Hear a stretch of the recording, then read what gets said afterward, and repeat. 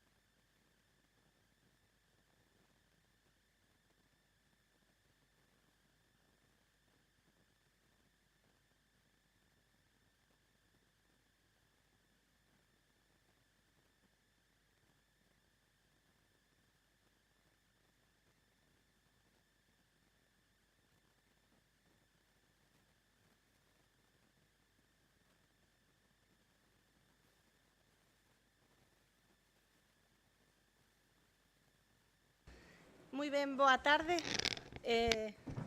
Benvidos e benvidas. Vamos a comezar hoxe lendo unha declaración institucional que foi remitida dende a FEMP e que consensúan todos os partidos políticos desta corporación. Entón, vou a dar lectura ao manifesto, ou a declaración institucional que di o seguinte: na FEM cremos firmemente na igualdade e no respecto por todas as persoas, independentemente da súa orientación sexual. Celebramos o apoio ao orgullo LGTBI porque ademais hoxe é o Día Internacional do Orgullo, porque é unha oportunidade para honrar a aqueles que loitaron pola igualdade e os dereitos da comunidade LGTBI en todo o mundo. O termo orgullo designa o amor propio ou a estima que cada persoa ten de si mesma como merecedora de respeto e consideración. Neste Día Internacional do Orgullo, a Federación Española de Municipios e Provincias reafirma o seu compromiso inquebrantable coa igualdade, a diversidade e os dereitos humanos. E por iso, un ano máis, facemos un chamamento a todas as entidades locais para que se unan a nós na celebración da diversidade e na loita por unha sociedade máis xusta e inclusiva. Recoñecemos os logros acadados, pero tamén os retos que aínda debemos afrontar. Mentres celebramos os avances logrados, tamén é fundamental recoñecer e condenar as políticas discriminatorias que persisten nalgúns países. A falta de avances na protección dos dereitos das persoas LGTB en determinados lugares é motivo de seria preocupación. Estas políticas non só perpetúan a discriminación e a violencia, senón que tamén representan unha violación flagrante dos dereitos humanos. Neste momento no que a política exterior de España ten entre as súas prioridades a defensa dos dereitos humanos, compre abogar pola adopción de políticas inclusivas a nivel internacional e presionar a aqueles gobernos que vulneran os dereitos LGTB para que modifiquen estas prácticas. Recoñecemos que a comunidade LGTB enfrentouse a unha historia de discriminación, opresión e violencia. É importante lembrar que a loita pola igualdade e a xustiza para o colectivo LGTB non rematou. A FEM seguirá traballando arreo para seguir promovendo a igualdade e loitando contra a discriminación en todas as súas formas. O compromiso da FEM e dos concellos de España é seguir impulsando o avance en materia de igualdade e dereitos do colectivo LGTB. É necesario seguir traballando por un futuro onde todas as persoas, independientemente da súa orientación sexual, sexo ou expresión de identidade, poidan vivir con dignidade, respeto e liberdade. Por todo isto, dende a Federación Española de Municipios e Provincias, invitamos a todos os gobernos locais a adherirse a esta declaración institucional. Desde o compromiso coa igualdade e a xustiza para todas as persoas, defendendo os dereitos e a igualdade do colectivo LGTB nas nosas institucións e nas nosas vilas e cidades. Poñer freo ao discurso de odio contra o colectivo LGTB en calquera ámbito que lexitime e fomente a discriminación e a agresión. En 2023, os delitos de odio alcanzaron os 1.606, o que supón un aumento do 33,1% con respecto a 2022. Potenciar a educación para a diversidade de xeito xeral como vehículo de loita contra a LGTBI-fobia e deixar atrás o odio, a agresión, o medo e a intolerancia. Traballar a nivel local para educar e sensibilizar a nosa comunidade en temas relacionados coa orientación sexual para conseguir que cada persoa sexa respetada por igual na nosa sociedade. E aquí remata a declaración. Agora pasamos aos puntos da orde do día e se abre en este momento e en este punto a sesión. E o primeiro punto da orde do día, como normalmente... Sí, Loli Pío vai a vir. Sí. Pili tamén. Así que non se incorporan en canto poidan. Ben, o primeiro punto da orde do día, como decíamos, como normalmente, é a aprobación da ata da sesión ordinaria anterior realizada en data 31 de maio de 2024. Voto ou pregunto se hai alguén en contra? Vale, pois votamos entonces. Votos en contra, abstencións e votos a favor. Ben, de maneira extraordinaria, en este pleno vamos a facer unha modificación na que estamos tamén todos de acordo e vamos a trasladar a moción que viña por solicitude de Agaela a este punto da orde do día. Entonces, con gusto vos dou a palabra. Podedes encender este micrófono vos.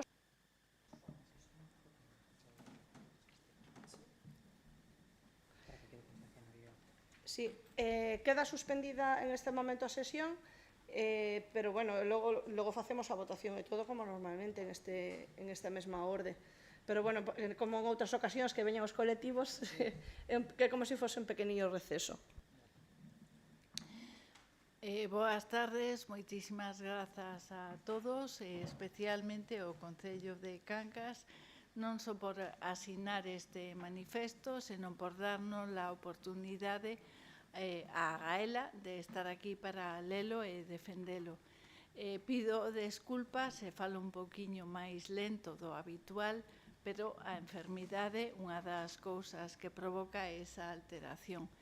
Quero aproveitar que a teño aquí ao meu carón para darlle un agradecemento moi especial a Pili, que seguro que é coñecida por todos, porque aquí en Cangas, en Agaela, en toda a Galicia, é unha axuda, é unha aportación, unha achega fundamental na loita polos dereitos das persoas afectadas pola ELA.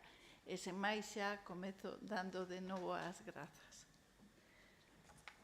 O pasado 12 de marzo, o Congreso dos Deputados aprobou por unanimidade de todas as forzas políticas representadas no arco parlamentario estatal admitir a trámite a proposición da Lei ELA. Dita aprobación supón que os lexítimos representantes da soberanía nacional da que emanan os poderes do noso Estado, tal e como recolle o artigo 1.2 da Constitución española, asumen como propia a necesidade de que os afectados por esta cruel doenza, os seus familiares e coidadores, sexan amparados en igualdade de trato co resto de enfermos de calquera patoloxía, coa cobertura sociosanitaria que precisan para poder vivir coa dignidade que merecemos nun Estado que, xa na súa norma fundamental, recolle a obriga dos poderes públicos de garantir un sistema de atención ás persoas con discapacidade, no artigo 49 da Constitución, ou unha Lei 39/2006 de 14 de decembro de promoción da autonomía persoal e atención ás persoas en situación de dependencia,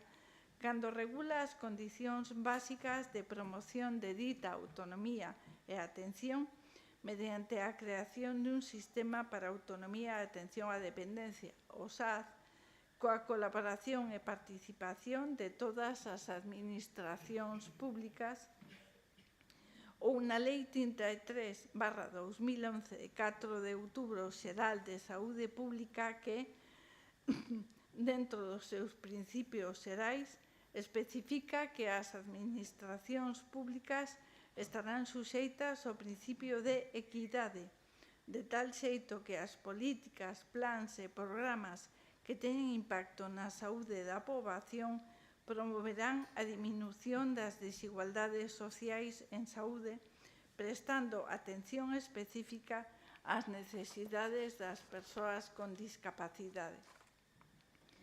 O 12 de marzo foi, sen ningunha dúbida, un día para o recoñecemento e gratitude polo traballo realizado dende hai tanto tempo polas asociacións de afectados e entidades colaboradoras que, coñecedoras de primeira man da dura realidade desta enfermidade, non teñen deixado de loitar arreo para garantir algo tan básico como a vida, dereitos en o cal o noso Estado social, o noso Estado de dereito e o noso Estado do benestar vense abaixo sen remedio.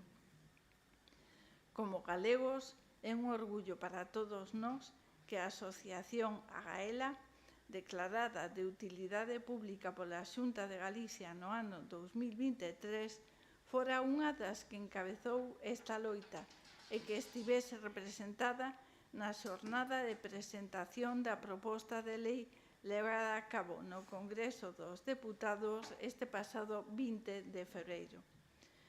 O 12 de marzo tamén foi un día para a renovación da esperanza dos afectados directa ou indirectamente por unha patoloxía neurodegenerativa sen cura e sen tratamento hospitalario, que fai recaer toda a carga do cuidado do enfermo na súa rede persoal de apoio, familia, amigos e coidadores, sen esquecer que a nosa actual configuración social e demográfica fai que moitos deles carezan incluso dese recurso básico imprescindible para a súa vida.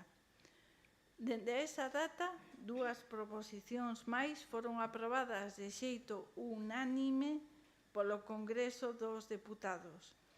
Aínda que ditas aprobacións reflicten en sí mesmas a concienciación da clase política coa situación dos afectados pola ELA, non pode supoñer unha loita entre as distintas forzas que presentaron cada a súa proposta.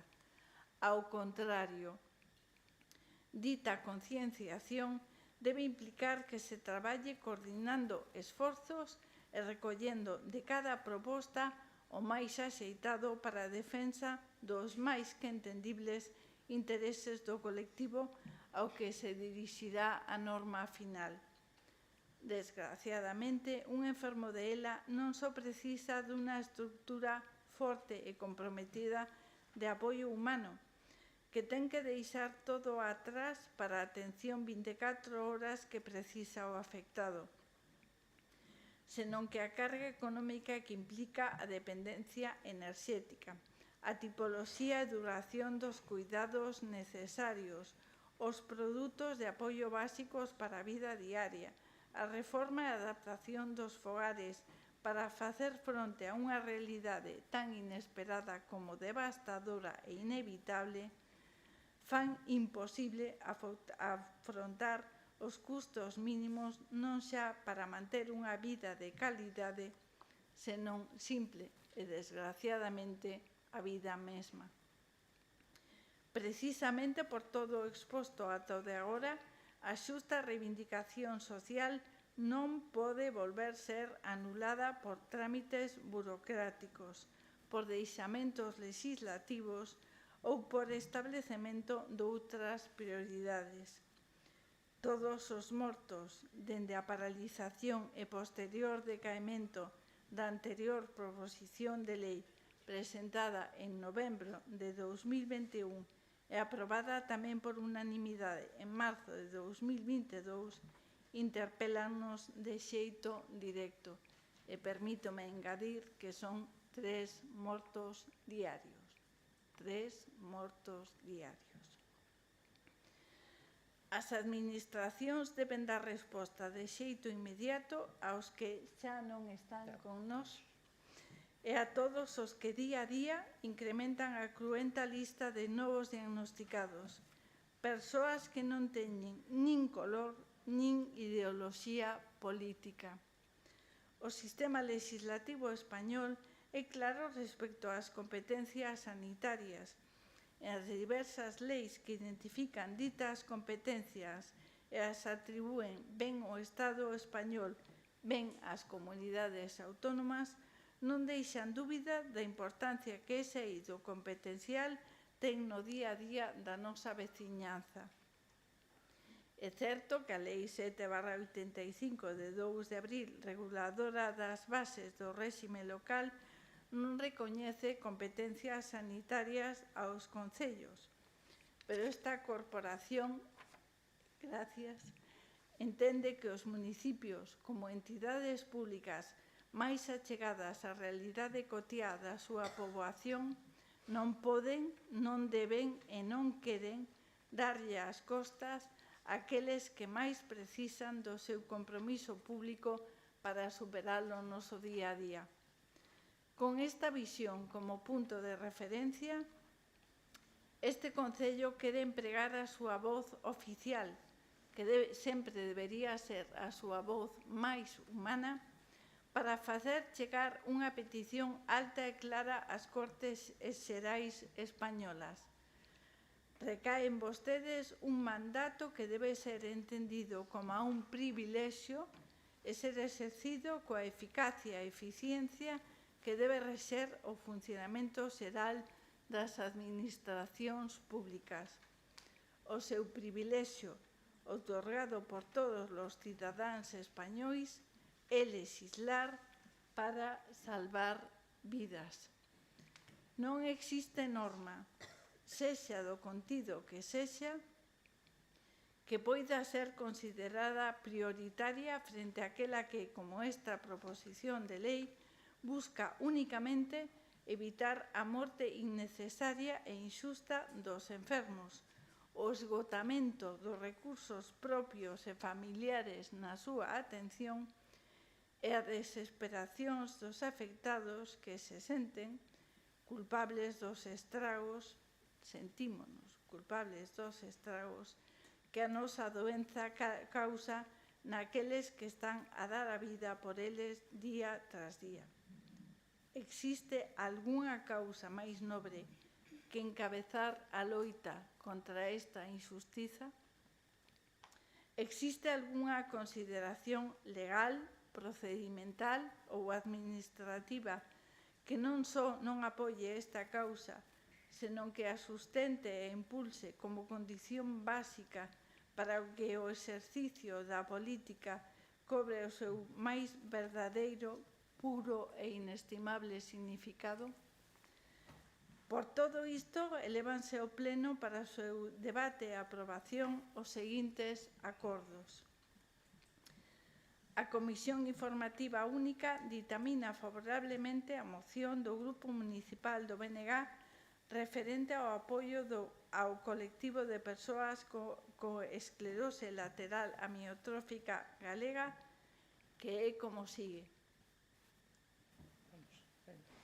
O Concello instará por escrito nos próximos 30 días ao Poder Legislativo Estatal para que proceda a tramitación de xeito preferente, urxente e prioritario nunha proposición de lei que recolla as mellores achegas de cada unha das normas aprobadas unánimemente e non esqueza que a garantía dos coidados 24/7 debe constituír a base fundamental da futura lei. O Concello instará por escrito nos próximos 30 días a Deputación Provincial de Pontevedra e a Xunta de Galicia para que, dentro do ámbito das súas competencias sociosanitarias, teñan en conta as necesidades do colectivo de doentes e familiares á hora de deseñar, implementar e aplicar políticas que poidan incidir na mellora da calidade de vida dos afectados. O Concello comprométese a continuar prestando apoio público á reivindicación legal contida nesta moción ata o momento en que a norma sexa publicada e entre en vigor. O Concello comprométese como forma de colaboración directa desta administración local cos afectados pola ELA a poñer a súa disposición o asesoramento técnico dos servizos sociais municipais á hora de tramitar todas aquelas axudas ou prestacións establecidas para a mellora da calidade de vida dos enfermos e as súas familias, sexan de ámbito municipal, autonómico, estatal ou europeo. O Concello comprométese, dentro das posibilidades técnicas, orzamentarias e logísticas municipais, a colaborar coa Asociación AELA naquelas accións que esta asociación leve a cabo para dar visibilidade e concienciar sobre a realidade desta patoloxía.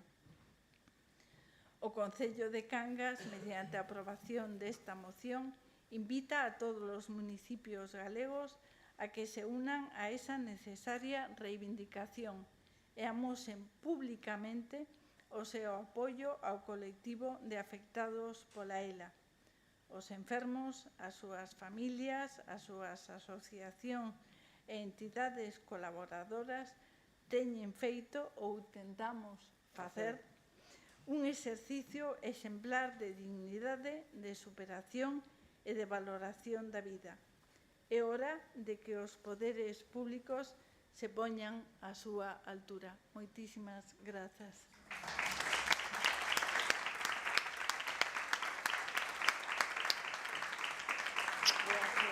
Así, cariño.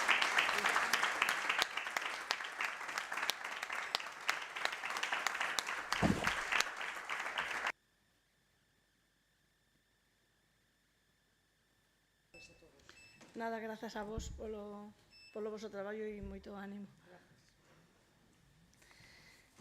Ben, Elas xa expuxeron a moción que é súa verdadeiramente e paso a dar os turnos de palabra. Se alguén quere engadir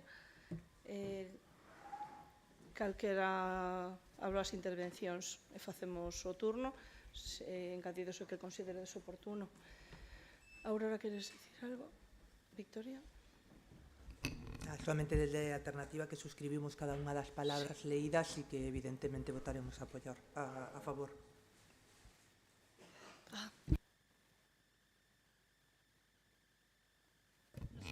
Solamente que suscribimos cada unha das palabras lidas pola compañeira e a que apoiaremos a moción.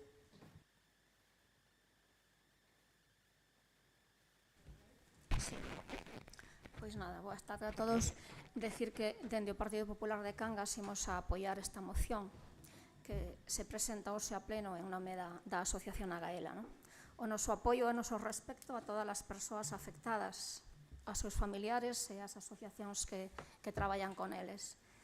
Simplemente comentar, por facer honra á verdade, de que na nosa comunidade temos a posibilidade de solicitar estas axudas que están abertas. Este prazo está aberto dende o mércores esta semana. O día 26 de xuño abríronse o plazo da convocatoria para pedir unhas axudas ata 12.000 euros por doente, por paciente. Entón, simplemente, seguramente a xente que está afectada as coñece, pero, bueno, por mencionalo. Está aberta esta convocatoria hasta o 15 de novembro deste mesmo ano. E simplemente recordar que o compromiso neste momento da Xunta é que hai 3 millóns de euros para poder axudar as persoas afectadas con esta durísima enfermedade. Simplemente reiteramos o noso apoio a este colectivo.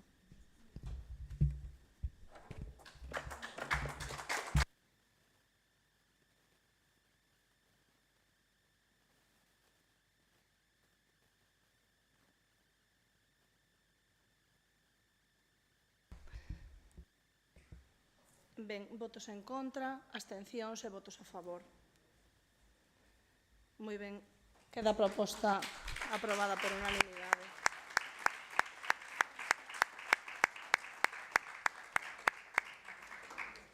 Pois retomamos a partir deste momento a orde normal deste pleno.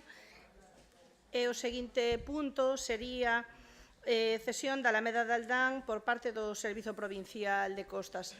Esta é unha proposta que traemos á aprobación que a parroquia de Aldán, pertencente ao Concello de Cangas do Morrazo, atesoura un espazo de vital interese social para os veciños da vila e, en especial, para a súa cativada que é coñecida por Alameda de Aldán. Este espazo atópase localizado na rúa Estrada de Bueu e consta duns 7.520 metros cadrados ao carón da desembocadura do río Orsas e o cal se compón principalmente dunha zona verde, aparcadoiros e un pequeno parque infantil moi deteriorado.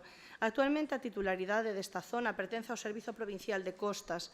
Vista a necesidade actual da renovación desta zona para un maior aproveitamento da mesma e así deseñar unha zona de ocio familiar adaptada ás necesidades da vila, así como vista a oportunidade de solicitar unha axuda para a súa remodelación gracias ao Plan Mais Provincias da Deputación de Pontevedra, propoñemos o seguinte acordo.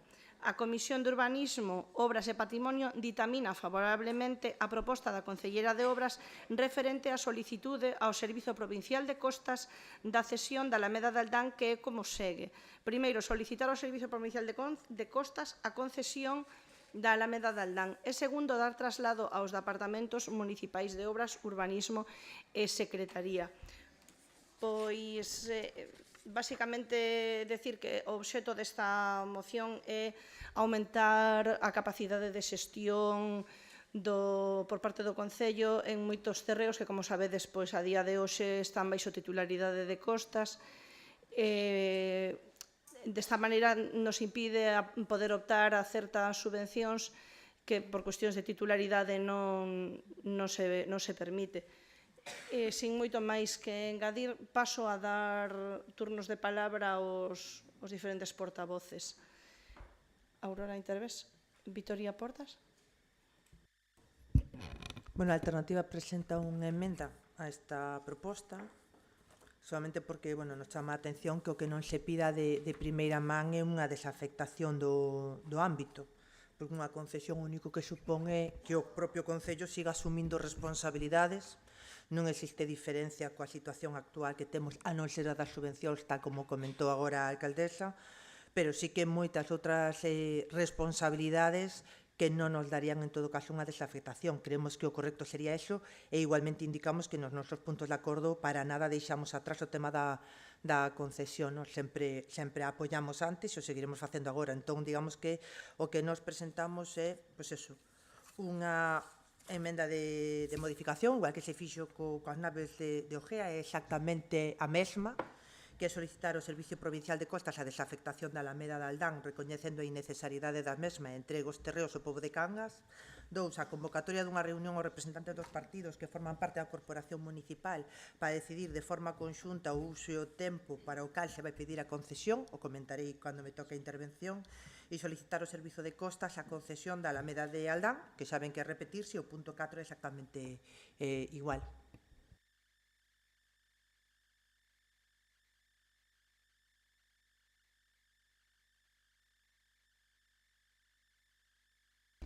É o turno normal, que dicir, exposa a emenda no teu primeiro turno de intervención, digo, por si queres xa agora explicar algo máis, porque este turno é o de 5 minutos e o máis extenso.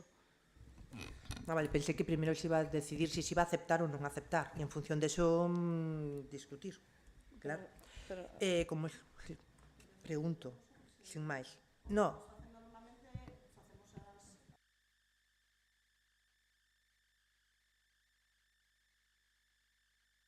Hoxe estou co altavoz. E senón, como vai intervir agora Iria, tamén se vai a decir o sentido da aceptación ou non. Me disculpo pola voz, o sea, me quedei sin vozote e isto que hai. A cuestión é que, efectivamente, nos non temos ningún tipo de problema en aceptar a emenda que propón, polo tanto, sí que creo que igual era como máis sincero para cortar os prazos que debatamos xa directamente a moción emendada, si vos parece. Non sei se iso xurídicamente se pode ou non, pero me parece que así A pode. ver, é que de feito estamos facendo así. Calquera un propoñente dunha emenda di esta emoción que traio, logo o propoñente di, se acepta tal e logo se vota. O sea, simplemente logo ao final temos as dúas votacións. Vale, pois, como comentaba a alcaldía, nos, evidentemente, nos acataría ter a desafectación de todos os terreos que están no ámbito de Cangas do Morrazo e parroquias, pero sabemos, porque xa tivemos reunións co Servicio Provincial de Costas, que a día de hoxe a desafectación dos seus terreos non é viable, polo tanto, para simplemente ser, digamos, máis rápidos no procedimento, decidimos traer aquí directamente a concesión, porque sabemos que o que eles están dispostos, como así pasou nas naves de Ogea. Lógicamente, nós non mantivemos reunións ao respecto de cal iba a ser o uso da Alameda de Aldán, porque o uso da Alameda de Aldán non pretendemos cambiálo, pretendemos que siga sendo a Alameda de Aldán, co mesmo parque, con todo igual, que non é o mesmo, evidentemente, que nas naves de Ogea, porque o uso que se lle pode dar á edificación, pois, evidentemente, teremos que decidilo e que debatilo. Por iso que ter unha reunión para decidir o uso, non sei se é que a alternativa dos veciños ten pensado noutro uso que non sexa Alameda, pero donde logo o goberno local solo quere ter ali o mismo que temos, que é unha Alameda e un parque. A diferencia estaría e reside en que a día de hoxe, por exemplo, nós non poderíamos pedir a través do plan máis provincia que mercar un novo parque, por exemplo, da Alameda, porque como non temos a concesión, ese é o requisito mínimo que nos piden, tería sempre que salir de fondos propios. Evidentemente, a este goberno, podendo ser, preferiríamos que todo este tipo de inversións saísen de subvencións. Polo tanto, traemos a pleno, pensando xa no ano que ven, en poder pedir as axudas ao respecto para poder renovar o parque de Aldán, esta concesión, nada máis. Bueno, boa tarde a todos e a todas. Antes de nada, desde o BNG, pois, por nos tamén non hai ningún problema en aceptar a emenda proposta. De feito, no último pleno no que viu algo referente ao tema de puntos do noso Concello que están, digamos, en mans de outras administracións, xa indicamos cal era a nosa postura, que é a desafectación de todos eles. Non só os de costas, tamén está o tema de portos. En este caso, evidentemente, apoiar o tema da desafectación. Agora, como indicou a concelleira Iria Malvido, pois temos, digamos, unha certa presa, por decirlo de alguma maneira, e non sei hasta que punto a segunda proposta que fai alternativa pode resultar pois unha dilación, pero eu penso que en principio tampouco debería supoñer un problema, así que nos apoiaremos a proposta que fai alternativa aos veciños para esta enmenda. En canto ao tema de para que se vai a utilizar si nos conceden a Alameda de Aldán, esa concesión que se solicita, evidentemente, a idea é mellorar o estado dese parque, mellorar o que a parte de infraestructuras que hai nese parque e non utilizalo para outro tipo de usos. Entonces, en principio, xa adianto que cando haxa esa reunión de representantes dos partidos nos vamos a indicar esta postura. O sea, vale. Por agora nada máis.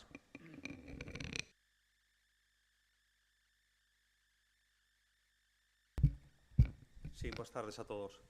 No pleno de abril de 2024 aprobamos a proposta de solicitar a concesión da nave de Córdoba, proposta que o Partido Popular solicitaba que se ampliara a todo o espacio das naves de Ogea, non só a nave de Córdoba. A resposta tanto da concelleira, señora Malvido, como da alcaldesa foi que todo ese espacio que Costas non iba a aceptar. Polo que aceptamos esa pequeñez que ven sendo diante da chantaxe de Costas do Estado. Agora o Goberno trae esta solicitud da concesión de 7.500 metros cuadrados aproximadamente que corresponden a Alameda de Aldán e pregunto se está falado ou acordado con Costas do Estado esta solicitude. E a outra pregunta é cal é a diferencia porque o espacio da Alameda de Aldán si a concesión e as naves de Ogea na toda a súa totalidade non a concesión por parte de Costas, non?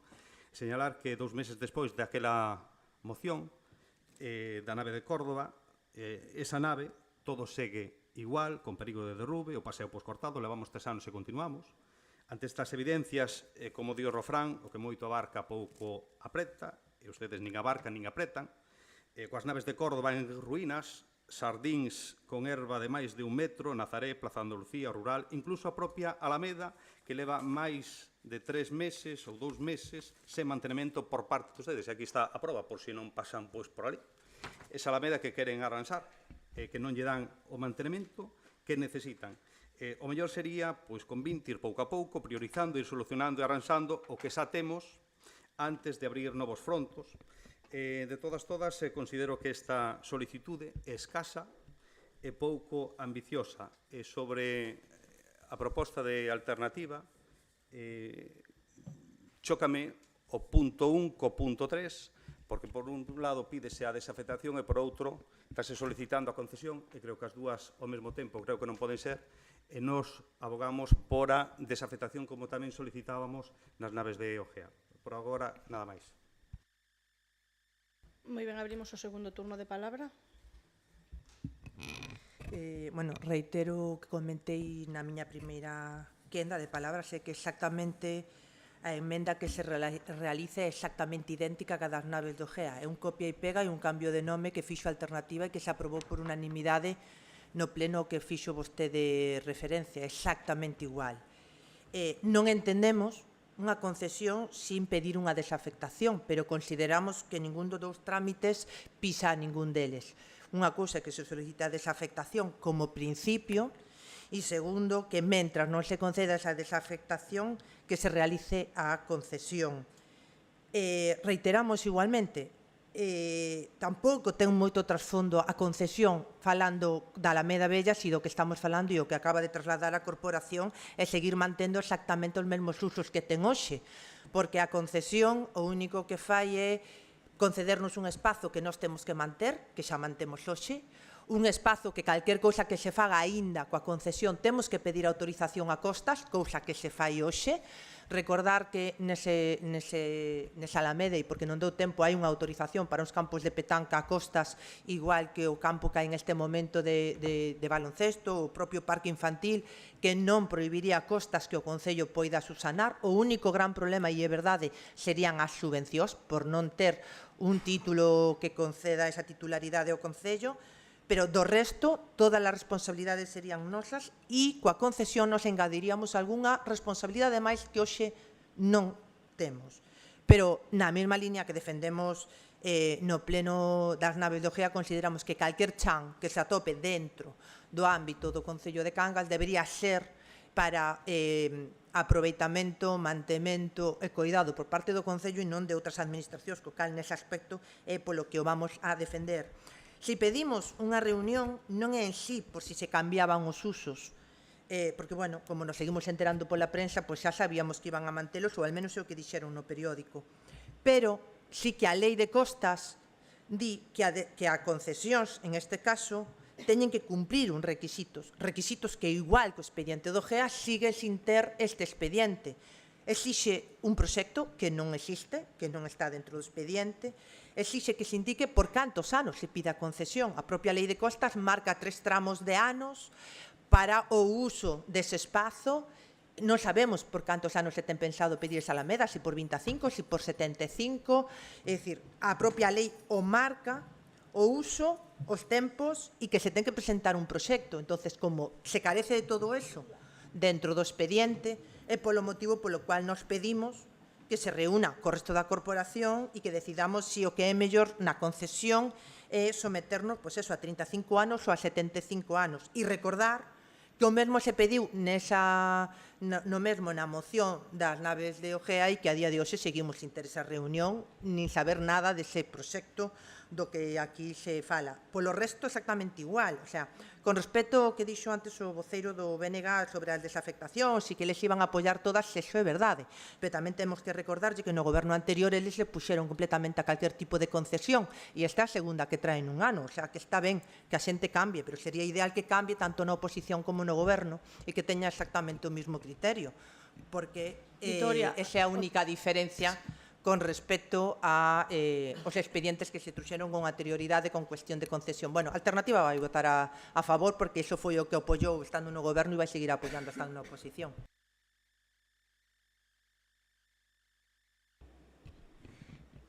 Iso que, respecto a que non mantemos a Alameda, esa foto que nos trae, tuvo que poñer a cámara no chan para conseguir que a erva se vesa alta, porque esa erva da Alameda, e que de feito ni recoñecía esa imaxe que nos ensina e me dixo el que era a Alameda de Aldán, que mira que vou ali cada día, madre mía.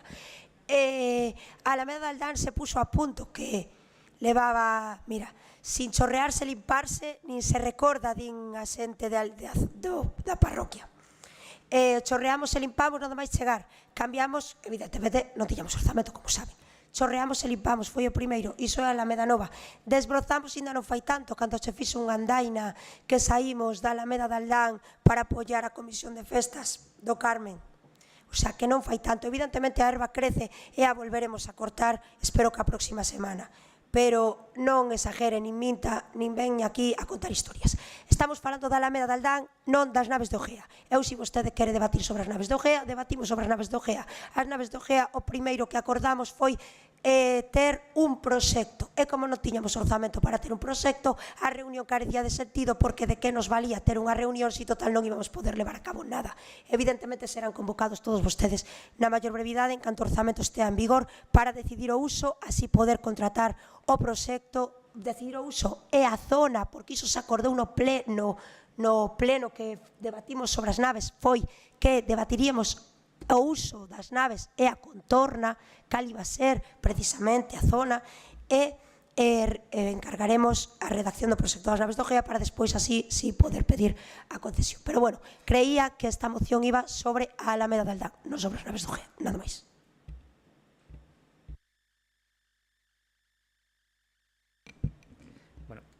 Quero alongar o tema, verdad? Entonces, o máis breve posible, e contestando a Vitoria, o noso cambio de postura non é tal. Nos queremos, evidentemente, a desafectación de todas esas zonas. Agora, sabendo cal é a postura de Costas do Estado ao respecto, pois evidentemente temos que solicitar a concesión en canto non consigamos ese cambio de postura e a desafectación, que seguiremos reclamando, por suposto. Gracias.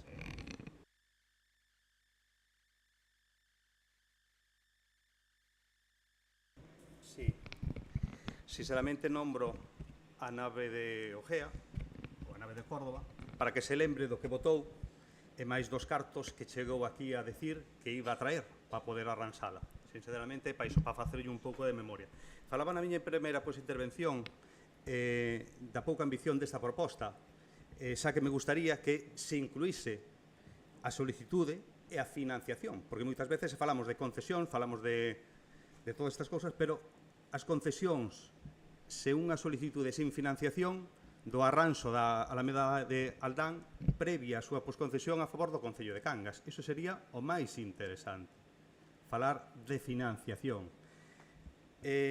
Este suele ser o camiño habitual entre dúas administracións previas a unha transferencia de dominios. A administración donante financia e arranxa antes do seu traspaso e a administración receptora recibe eses terreos ou edificios en condicións óptimas. Ese sería o máis normal.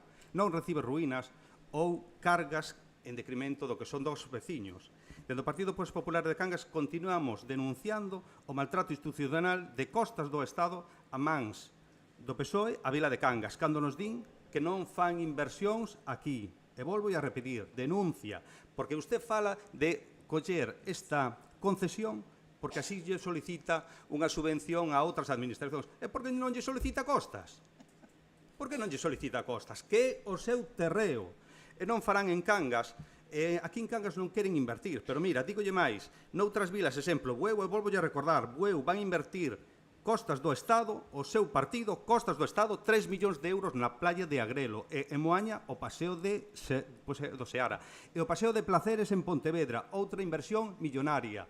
Outra inversión. E usted, señora Malvido, non é capaz de conseguir ningún compromiso, nin cartos para arranxar, nin a nave de Córdoba, volvo a repetir, nin a nave de Córdoba, nin agora ven vostede con esta idea feliz. Pero é unha idea feliz que a min gustaríame que viñera acompañada de cartos, de inversións de Costas para arranxar esa Alameda, xa que aínda que sexa unha concesión, teñolle que recordar que os donos son e serán eles, Costas do Estado. Nada máis. Moi ben, pois rematados os turnos de palabra, procederíamos a votar en primeiro lugar a emenda proposta e en segundo lugar a proposta en sí mesma. Ben, votos en contra da aceptación da emenda proposta por alternativa, abstencións e votos a favor. Ben, queda aprobada a emenda por unanimidade e pasamos agora a votar a proposta emendada. Votos en contra, abstencións e votos a favor. Ben, queda esta proposta aprobada tamén por unanimidade. Pasamos agora ao terceiro punto da orde do día, que era traemos novamente a este pleno a aprobación do convenio de colaboración entre a Deputación de Pontevedra e o Concello de Cangas para a execución do proxecto da mellora de mobilidade peonil, o que coñecemos todos como convenio Herbello Madalena. Pois ben, basicamente a proposta que se trae é reiterar a aprobación desta corporación para aprobar o convenio de colaboración entre a Deputación Provincial de Pontevedra e o Concello de Cangas para a execución do proxecto da mellora da mobilidade peonil na EP 1002 a Madalena e Aldán. Remitir á Deputación de Pontevedra o presente acordo e dar traslado do presente documento aos departamentos municipais de Secretaría de Intervención, Servizos Xurídicos, Subvencións e Servizos. Pois, verdadeiramente é casi unha formalidade, porque, non quero adiantar nada, pero estou segura de que é algo que todos levábamos moito tempo agardando, porque ademais non é a primeira vez que este pleno se pronuncia. O consideramos como un trámite necesario para para cumplir co expediente da Deputación e evitar posibles demoras por telo feito mellor de outra maneira. Entonces, bueno, como non hai moito máis que engadir pola miña parte, vou abrir o primeiro turno de palabras. Aurora non vai intervir, entonces, Victoria. Bueno, nos damos os parabéns ao Goberno que con un ano de retraso chega este convenio a este pleno. E ademais damos os parabéns, e iso é a quen hai que recoñecerlo, e as 4 asociacións que están implicadas na mellora de mobilidade de Herbello a Madalena, que como para nós ten o nome deste treito, polo traballo que fixeron, lle temos que dar as grazas pola implicación de cada veciño e de cada veciña nas cesións deses terreos e pola necesidade tan imperiosa desde fai tantos anos de conseguir esta senda peonil para ese tramo. O que non vou esquecer e non quero esquecer é que o compromiso que existía con este grupo de goberno na legislatura anterior era que este sería un primer tramo e que a zona de Herbello tería o segundo tramo, e non vou deixar hoxe de repetilo. Espero que eso xa chegue a acordo pronto, que a propia Deputación comece coa redacción xa da segunda parte do proxecto, porque non solamente estamos falando do que lle afecta aos veciños e ás veciñas de todo ese ámbito, en ese vial, sino que ademais estamos falando que en gran medida do que lle afecta exactamente a 5 grupos escolares importantes en cuestión de seguridade, como pode ser Monte Carrasco, o Xoán 23, María Soliño e Espiñeira, e que en eles tamén se pensou cando se fixo este proxecto. Para iso, ligado a este proxecto, está o proxecto de apearse, que é unha cuestión de seguridade para os nosos e as nosas nenas para ir aos centros educativos, e esperamos que realmente o Goberno siga negociando coa Deputación no comezo de redacción desa segunda parte, para que realmente todo o proxecto teña un sentido e non solamente un anaquiño neste trozo de vial.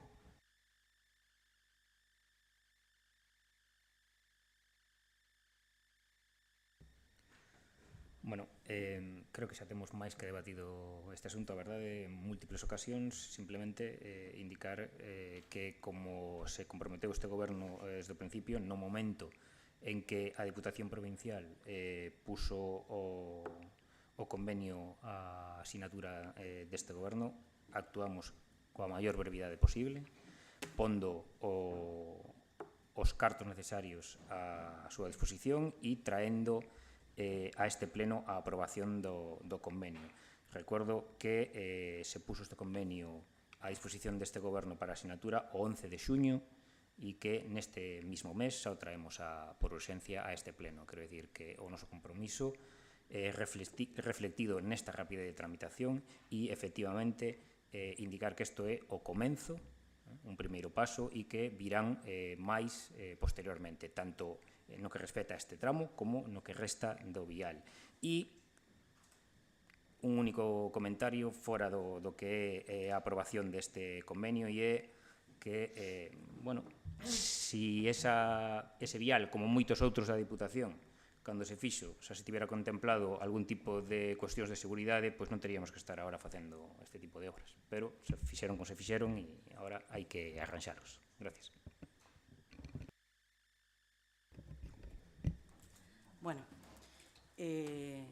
vemos que esta vez cumpliron, que nos fixeron caso no que pedimos no pleno de fai 2 meses, que reservaron a partida no orzamento 2024 cunha achega para o convenio coa Diputación, que parece que hai algo aí que di achega para a Diputación, po convenio coa Diputación 300.000 euros. Imagino que será para este vial, porque de vostede podem esperar calquera cousa, pero temos que reprocharlle algo, que non levasen esta aportación ao plan máis provincias. Así o pobo de Cangas tendría moitos máis cartos para obras e servicios, pero xa sabemos como xestionan vostedes. Extrañame moito que a señora Iria Malvido agora queira conseguir terreos, cesións, para poder conseguir subvencións cando os terreos que xa podría haber conseguido non se preocupou. Hoxe o noso grupo está especialmente satisfeito, porque despois de tantas mocións levadas ao pleno sobre este vial, ao final cumplen o mandato da moción presentada en abril polo noso partido e aprobada por unanimidade, donde lle pedíamos que cumplisen os acordos plenarios e os exixidos pola Diputación en relación con esta carretera. Pero manifestamos por coherencia e responsabilidade e, como tal, estamos en contra, como así o fixemos saber o noso grupo municipal no pleno de marzo de 2023, que a Diputación, tanto a anterior, formada por o Bloque e por PSOE como esta, impón a obriga do convenio de transferencia dun vial da titularidade da Diputación a titularidade do Concello, cargando así de máis gastos ao Concello. Non entendemos o que se pretende desde a Diputación con estas transferencias. Non sabemos se isto foi porque xa viña do convenio anterior ou se é algo novo. Esperamos, sinceramente, que a Diputación mude este criterio. Por o momento, nada máis. Abrimos o segundo turno de palabras. Victoria, queres intervir? No, porque está... Claro, no, abro... Sí, vamos a seguir o... Claro, o paso que yo estou dando. Abrimos o segundo turno e che toca a ti. Ben. Ah, bueno, claro, porque estamos co... Non, é unha proposta, estamos ben, si, toca a ti. Vale. Bueno, non temos moito máis que engadir, simplemente, pois, evidentemente, os modelos de viais que hoxe en día nos plantexamos non eran os modelos de viais que nos plantexábamos, pois, fai 70 anos, por non decir algún máis. Entón, pois é normal que as medidas de seguridade existentes naquele intre non teñan nada que ver, nin tampouco o tipo de vehículos, nin a velocidade coa que se pasa por ese tramo, nin por moitos outros dos nosos viais con respecto a hoxe. É certo, oxalá que as carreteras da Xunta as arreglase a Xunta, a Deputación as arreglase a Deputación e os concellos non tiveramos tantas responsabilidades, pero o problema é que cando temos un problema dentro do noso concello que non vive e que non asume é a nosa xente, sexa de quen sexa a titularidade o vial, que é o caso. Solamente, nada, desde a alternativa, pois eso, reiterar as grazas aos veciños, que o Goberno non esqueza que un veciño en concreto dou tamén, ademais, a máis un espazo dunha leira completa para facer unha zona de lecer nese ámbito que non se esquezan, porque non está dentro do proxecto da Deputación. Darlle as grazas desde aquí da miña parte das facilidades que nos dou, e o ámbito de lecer é un sitio espectacular para poder ver as vistas da nosa ría, e que, en todo caso, pedirlles ao Goberno a supervisión da transferencia do vial, o que facía referencia ao Partido Popular, que é un anaquiño que quedaba solamente pendente do vial de Limés, para que cando se nos faga a entrega se faga de forma correcta, porque unha vez que nós deixamos o Goberno, cando miramos se veu bo tempo, cando a Deputación decidiu asfaltar a Avenida de Lugo, que foi o anterior vial cedido a raíz do convenio co Viso Igresario, nos atopamos con que ni siquiera moveron os contenedores para asfaltar, e asfalto non é máis ben é líquido negro para colar que acababan de asfaltar. Entón, sí que pedimos que se supervise eso, porque a transferencia ten que entregarse nas máis óptimas condicións. Nese vial hai un tramo de saneamento en malas condicións e as beirarrúas exactamente igual, por non decir como están as cunetas. Entón, creo que aí sí que é unha competencia e unha responsabilidade por parte deste Goberno a supervisión e a correcta entrega da transferencia do vial de Limens. Nada máis. Pensaba que, sinceramente, non íbamos a ter que estar debatindo sobre esta moción, porque daba por feito que estábamos todas e todos de acordo, pero como aquí parece que o Partido Popular ten unha necesidade de medallita, pois parece que non se faría beirarrúa se non fora pola señora concelleira do Partido Popular. Eu, sinceramente, penso que as palabras de Victoria na súa primeira intervención daban as grazas aos grupos de veciños que loitaron por isto durante tantos e tantos anos. Son eles os protagonistas. Deixe vostede, señora, que sean os protagonistas os veciños. Si quero unha medallita, doulle as gracias. Gracias, señor Partido Popular, por traer a pleno fai 2 meses isto. Bueno, pois nada, pa ti, sabes? O sea, que é un absurdo, parece un absurdo desvirtuar realmente a cuestión. É un absurdo. Respecto aos cartos, leva vostede aquí o mesmo tempo de concelleira que levo eu. o mesmo día entramos aquí. Debería vostede saber ler un expediente. Debería vostede saber entrar no expediente, ver que está aí a retención de crédito. É que non poderíamos ter unha retención de crédito para a nosa aportación se non tivésemos os cartos. Non poderíamos ter unha retención de crédito dun supuesto subvención de non sei sabe onde. Como comentaba o meu compañero Antón, nos dixemos que en canto a Diputación pusese sobre a mesa o convenio, nos poñeríamos a nosa parte. E así foi, como comenta el, esa mesma semana. É que non tardamos nin días. Se pode ver no expediente en que día a intervención, que hoxe non está aquí presente, pero pode entrar vostede no expediente e mirar as fechas en que intervención subiu o expediente a retención de crédito. E hoxe estamos aquí por seguridade, porque se fose por nós habríamos firmado e enviado todo. Pero creemos que a Diputación iba a precisar que o acordo plenario e por iso estamos aquí, senón isto xa estaba tramitado. Nada máis.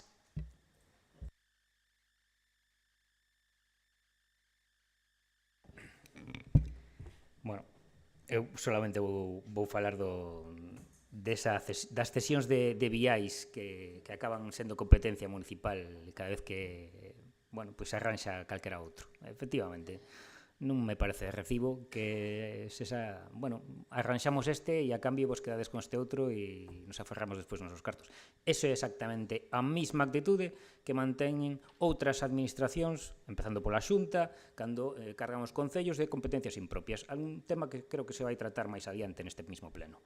Entón, de todas maneiras, o tramo en concreto do que nos vemos obrigados a facernos cargo con esta obra, a verdade é que ese tramo podemos considerar que moito de ámbito provincial non é. Creo que é lexítimo decir que sí que nos correspondería a nos.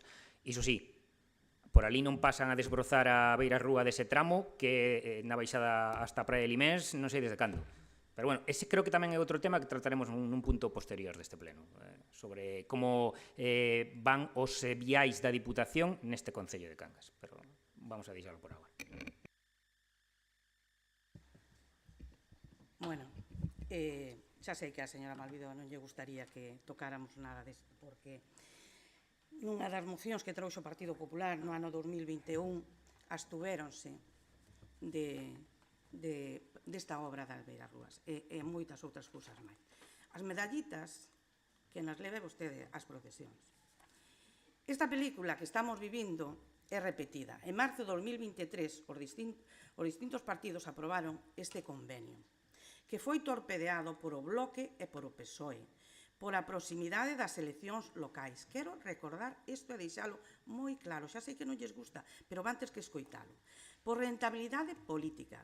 Esperemos que esta vez chegue a bo porto, porque tamén a outra vez aprobou aquí, e non chegou a bo porto. E aporten as cantidades comprometidas coa Diputación por parte do Concello de Cangas, xa que por parte da Diputación podemos asegurarlle que nos vamos a garantizar que van a cumprir. Nós sí pensamos na veciñanza, como así o demostramos. Para rematar, quero poñer en valor o traballo realizado por as asociacións veciñais, que tanto esforzo e dedicación lle dedican ao voluntariado social, que son sin recibir nada a cambio. Todo o contrario, a veces perden cartos, deméritos, sin sabores, pero aí están. Gracias a eles se consiguen moitísimas cousas. Por iso, aquí hoxe, pídolle ao Goberno de Cangas que se comprometa a continuar coa senda Madalena Herbello, xa que esta obra consta de 3 fases. A primeira é esta, da que estamos tratando. Pero hai 2 máis.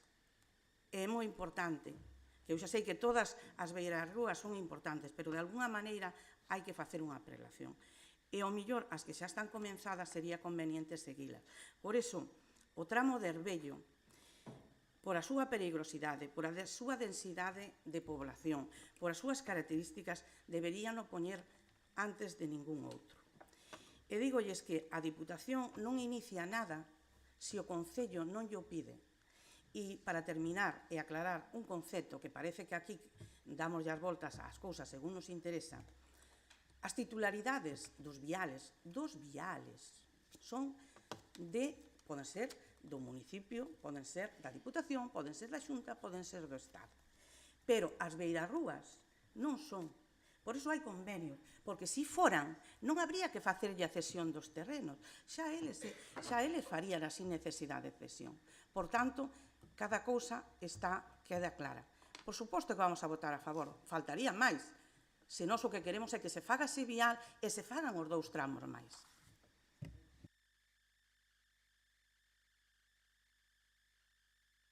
Ben, pois eu creo que xa lle demos debate abondo a esta cuestión, aclarar que efectivamente cando se reuniu o Goberno coa Deputación se lle pediron non só estes tramos, sino outros que están solicitados tamén de outras parroquias. A Deputación dice que evidentemente hai que empezar por algo, entonces vayamos, por favor, xa a comezar. Solo por puntualizar, a Deputación debe desbrozar os viais e, de feito, no Salneso fai as mil maravillas. En outras zonas, a mellor, lle interesan máis. Con todo iso, se comprometeron a facelo tamén aquí. Entón, espero que van a cumplir, efectivamente. Solo por decir que, efectivamente, sí que é competencia súa. Non estou de acordo en eso, pero non é o punto de debate. Vale, vamos a votar. Votacións en contra. Grazas polo avisador. Votos en contra, abstencións e votos a favor. Pois queda aprobada a proposta por unanimidade. Pasamos agora a moción do Grupo Municipal do Partido Popular sobre o Servizo Municipal de Socorrismo. Boas noites a todas e a todos. Bueno, falar de praias, falar de Cangas, creo que é casi sinónimo. É dicir, o municipio do Estado con máis número de praias, a hora de tratar un tema de que abranga as praias neste concello é un asunto crucial e fundamental. E cando falamos das praias, nestas datas, lóxicamente, falamos dun elemento que, ademais, é obriga dos concellos. Así se establece, a seguridade nos areais. Non digo a seguridade na lámina de auga que é salvamento marítimo, nos areais. O que é desgraciadamente triste é que o Servicio Municipal de Socorrismo este realizando unha función esencial de seguridade destes espacios e podemos comprobar que no último verán, coa evacuación dun bañista na Praia Rodeira, pois están facendo actuación continuamente de forma clara. Da importancia de que conten con medios materiais e humanos para que o servicio sea máis eficaz e eficiente. Desgraciadamente, os últimos anos produciuse por parte dos gobernos deste concello un proceso paulatino e constante de deterioro deste servicio, con cambios improvisados, municipalización, privatizacións, se pasa de 10 praias con servicios de socorrismo a 6, unhas atenden dunha maneira, outros doutras, e así un número de embarcacións tamén foi baixando, eliminando, hasta que se destinaba a vigilancia dos areais na ría de Aldán, que desapareceu completamente.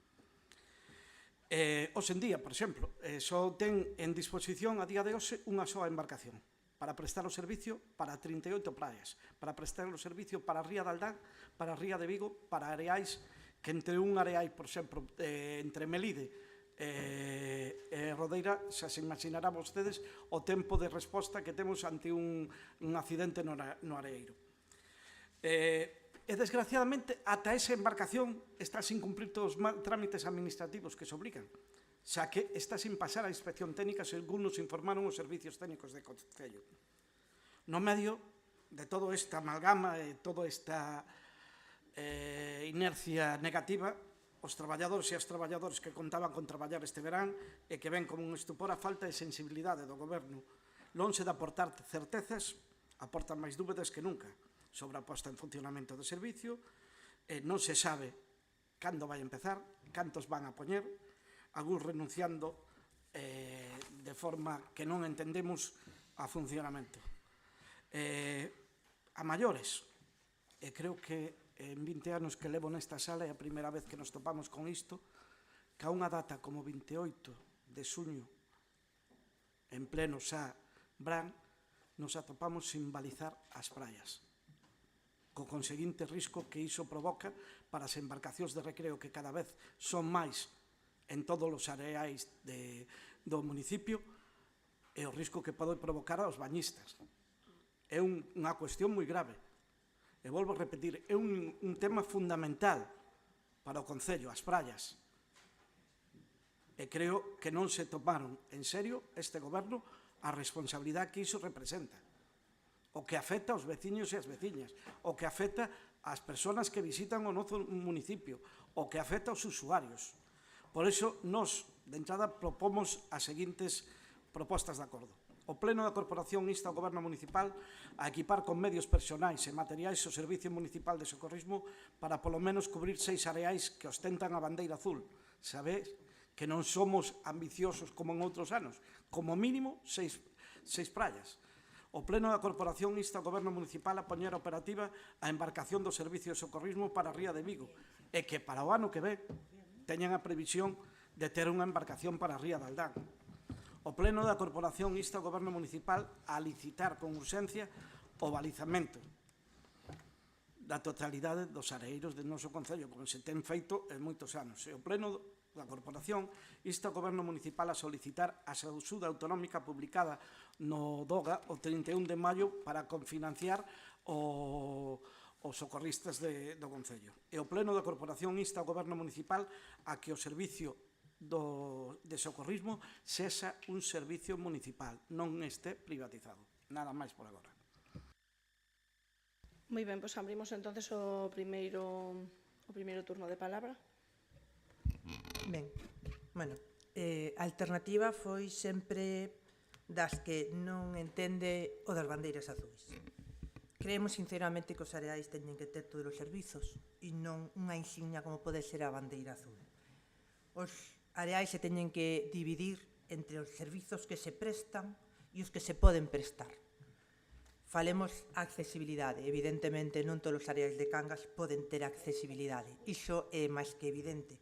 Pero non queremos que sexa unha bandeira azul a que nos designe a cales lle temos que poñer servizos ou a cales non, sino que son os propios areais e os seus propios usuarios os que se ten claro que servizos se deben entregar e cales son os areais que se deben conservar. Ainda dicindo isto, vamos a decir que vamos a votar a favor da moción do Partido Popular, totalmente de acordo con ela, pero queremos aclarar. O época estival, teóricamente falando, neste Concello de 15 de xuño a 15 de setembro. E o balizamento se ampliou incluso dende o 1 de xuño en moitas das ocasións, porque é unha cuestión de seguridade e cando empeza a vir o bo tempo, pois sabemos que pode existir conflicto entre bañistas e embarcacións. E a día de hoxe seguimos sin ter ese balizamento, cousa que nos preocupa, porque a prensa saiu dicindo que estaba deserto cando aínda non rematara o prazo da licitación.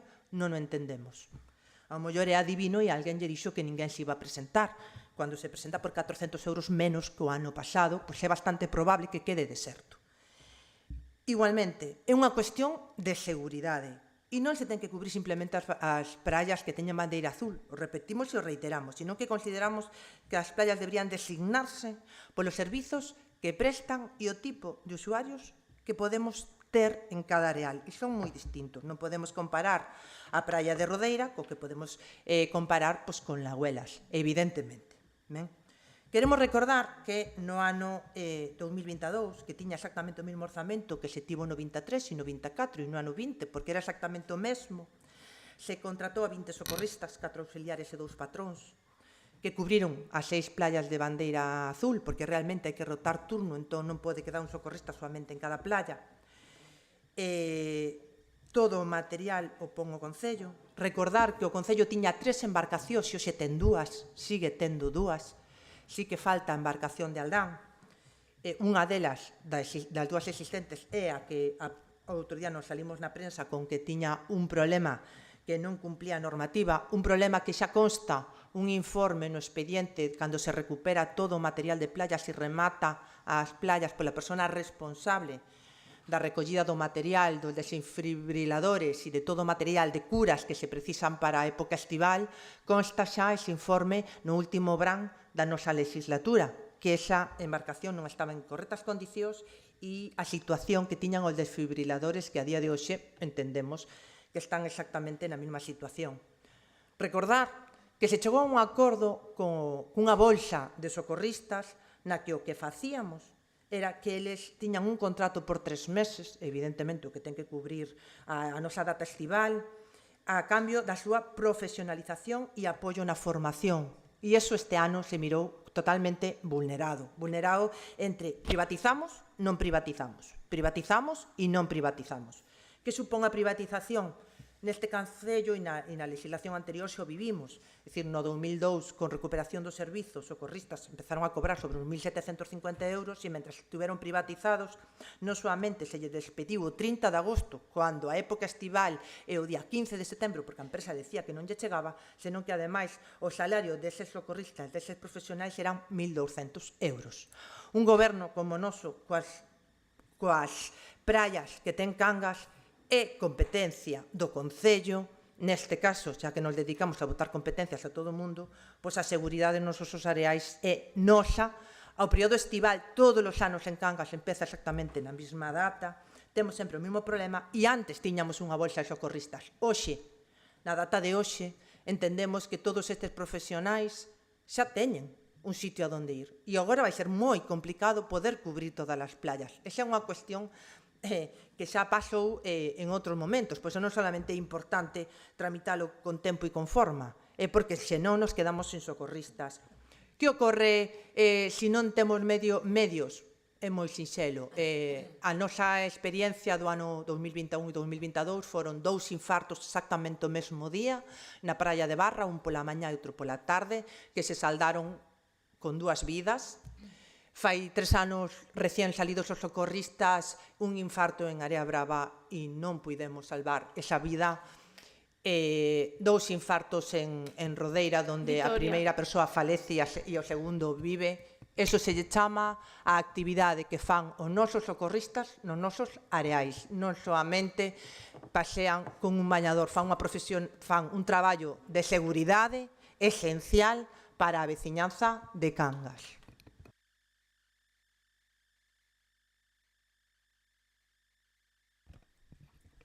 Boas tardes a todas e a todos.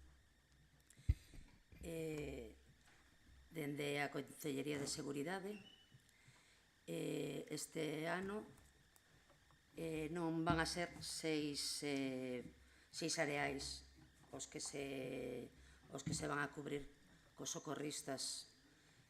Só van a ser 3: Rodeira, Area Brava e Nerga.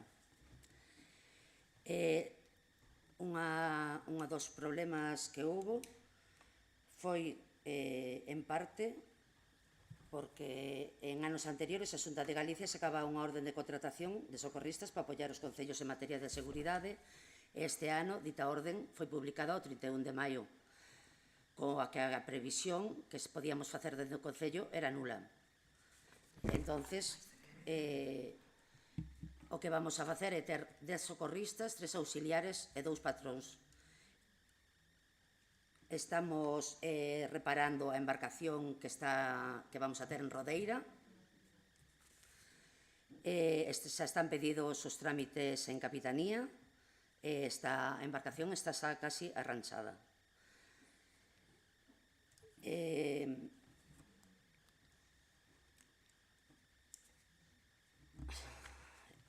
O balizamento non fai falta licitalo por urxencia, porque xa está licitado. En estes días empezarase a balizar. Outras das preguntas que facedes.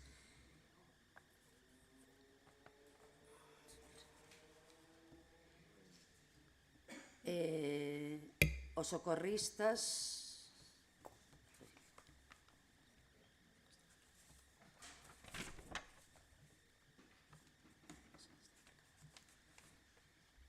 o que tamén pasa é que, dende aquí, o que pretendo é que a seguridade e a protección dos veciños e dos visitantes que acuden ao noso concello no Brán e durante todo o ano sexa mellor, pero a veces é imposible, porque normalmente as institucións sempre lle din a Cangas non, e nunca e nunca se arranxa nada e nunca se dá nada para Cangas. Nada máis.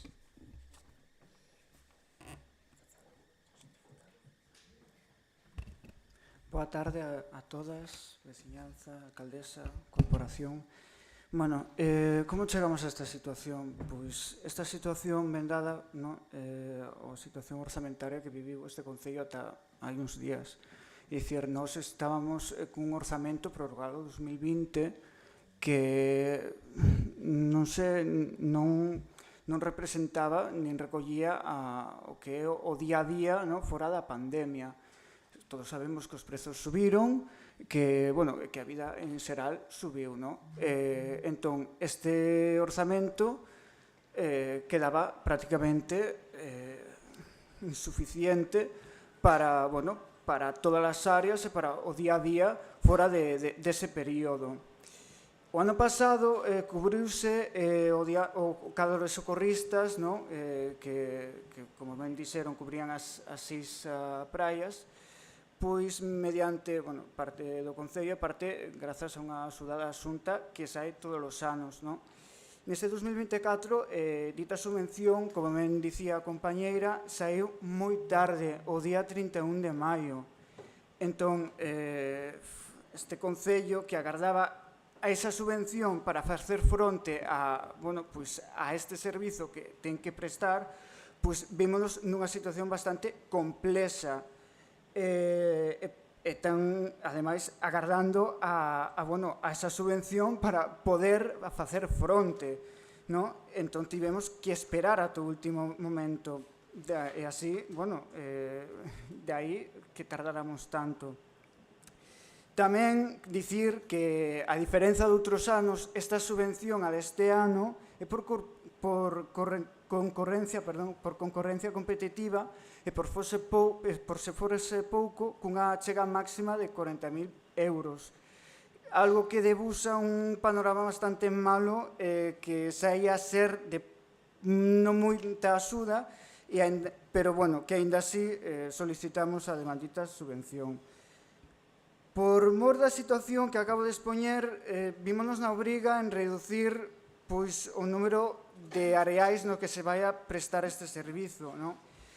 E teño que destacar que, aínda que poderíamos ofertar ou facer o servizo en 4 areais, facelo en 4 areais ia supoñer dar un servizo non de moi boa calidade, entón preferimos pasalo a 3, porque senón a verdade era todo moi susto e dubidábamos bastante de como ia sair.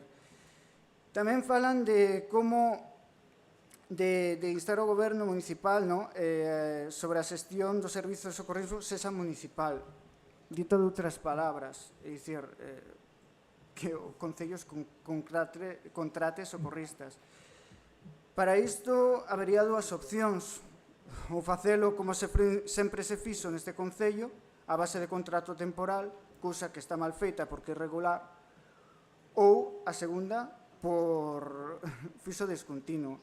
A primeira, que dicir, para que a Administración poida contratar persoal en régimen laboral temporal, debese realizar de acordo disposto en leis, como, por exemplo, 31/2022, onde di claramente en que non se pode contratar persoal temporal ni realizar nomeamentos de persoal estatutario, temporal e de persoal funcionario interino, excepto en casos excepcionais, urxentes ou cubrir necesidades inaprazáveis, en casos urxentes, non? E a segunda opción sería fixos descontinuos. Non sei vostedes, pero para min ter un contrato fixo descontinuo de 3 meses, que o que dura o servizo de socorrismo, nin é digno, nin é que crear un emprego de calidade, e moito menos pode aportar estabilidade a ninguén. Cousa distinta, o mellor sería que ese tempo sería moito máis amplo, pero con 3 meses, é que a min, a verdade, dá un pouco de vergonza. Pero tamén, poñéndonos da parte técnica, se nos guiamos por esta modalidade de contrato teríamos que falar ou ter en conta aspectos como a taxa de reposición, por poñer un exemplo. E, ademais, despois falando do balizamento, bueno, o balizamento dicir que xa está o contrato feito, xa está licitado, e que na medida posible, pois, iniciarase o balizamento de todas as praias. Un apuntamento quería dicirle ao señor Pío que a mí pareceme triste que nomear a Cangas sinónimo de praias. Eu creo que Cangas é algo moito máis das praias, é algo que, non sei, que creo que toda a veciñanza pensa iso. Eu creo que, sí, somos un municipio con moitos areais, sí, estou de acordo, pero que só seamos sinónimo diso, creo que non, creo que somos moito máis. E nada máis, isto é por a miña parte. Perdón os nervios.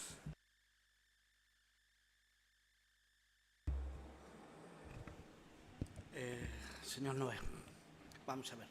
En ningún momento dixe que solo fóramos areais. E desde aquí demostrámoslo moitas veces. E os gobernos do Partido Popular demostraron. Somos historia, somos monte. Porque aquí, ainda eu falei, o pleno anterior, o patrimonio histórico. Onde está o patrimonio histórico deste concello?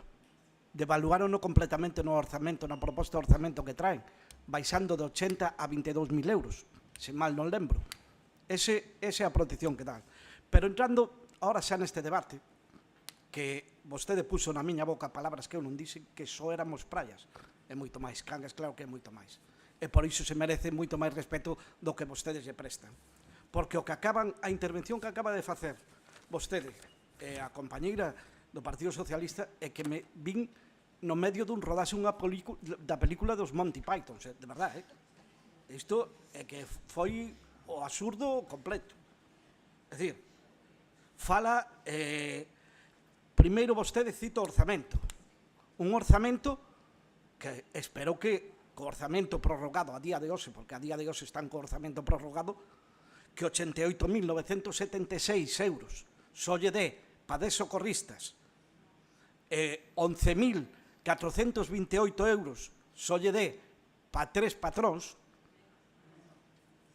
Isto é o que está no orzamento prorrogado do ano 2020. Esa cifra é a que está de socorristas e de patróns. Esa é a realidade.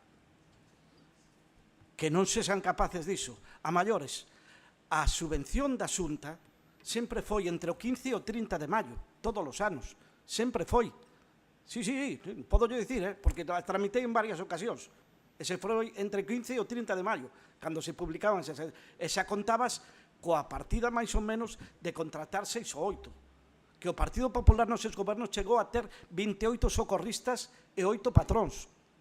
E ter moitas máis praias cobertas con socorristas, porque podía dicir, na Ría de Aldán chegou a haber 4 praias con bandeira azul, pero estaban 9 praias con socorristas. 9 praias con socorristas. E se facía con esforzo, con traballo, con xestión. Pero agora, que se o orzamento, que minten no orzamento, e volvo a repetir, partida orzamentaria para socorristas no ano 2020 prorrogada ao 2024, 88.976 euros. Partida para patróns do orzamento do ano 2020, 11.428.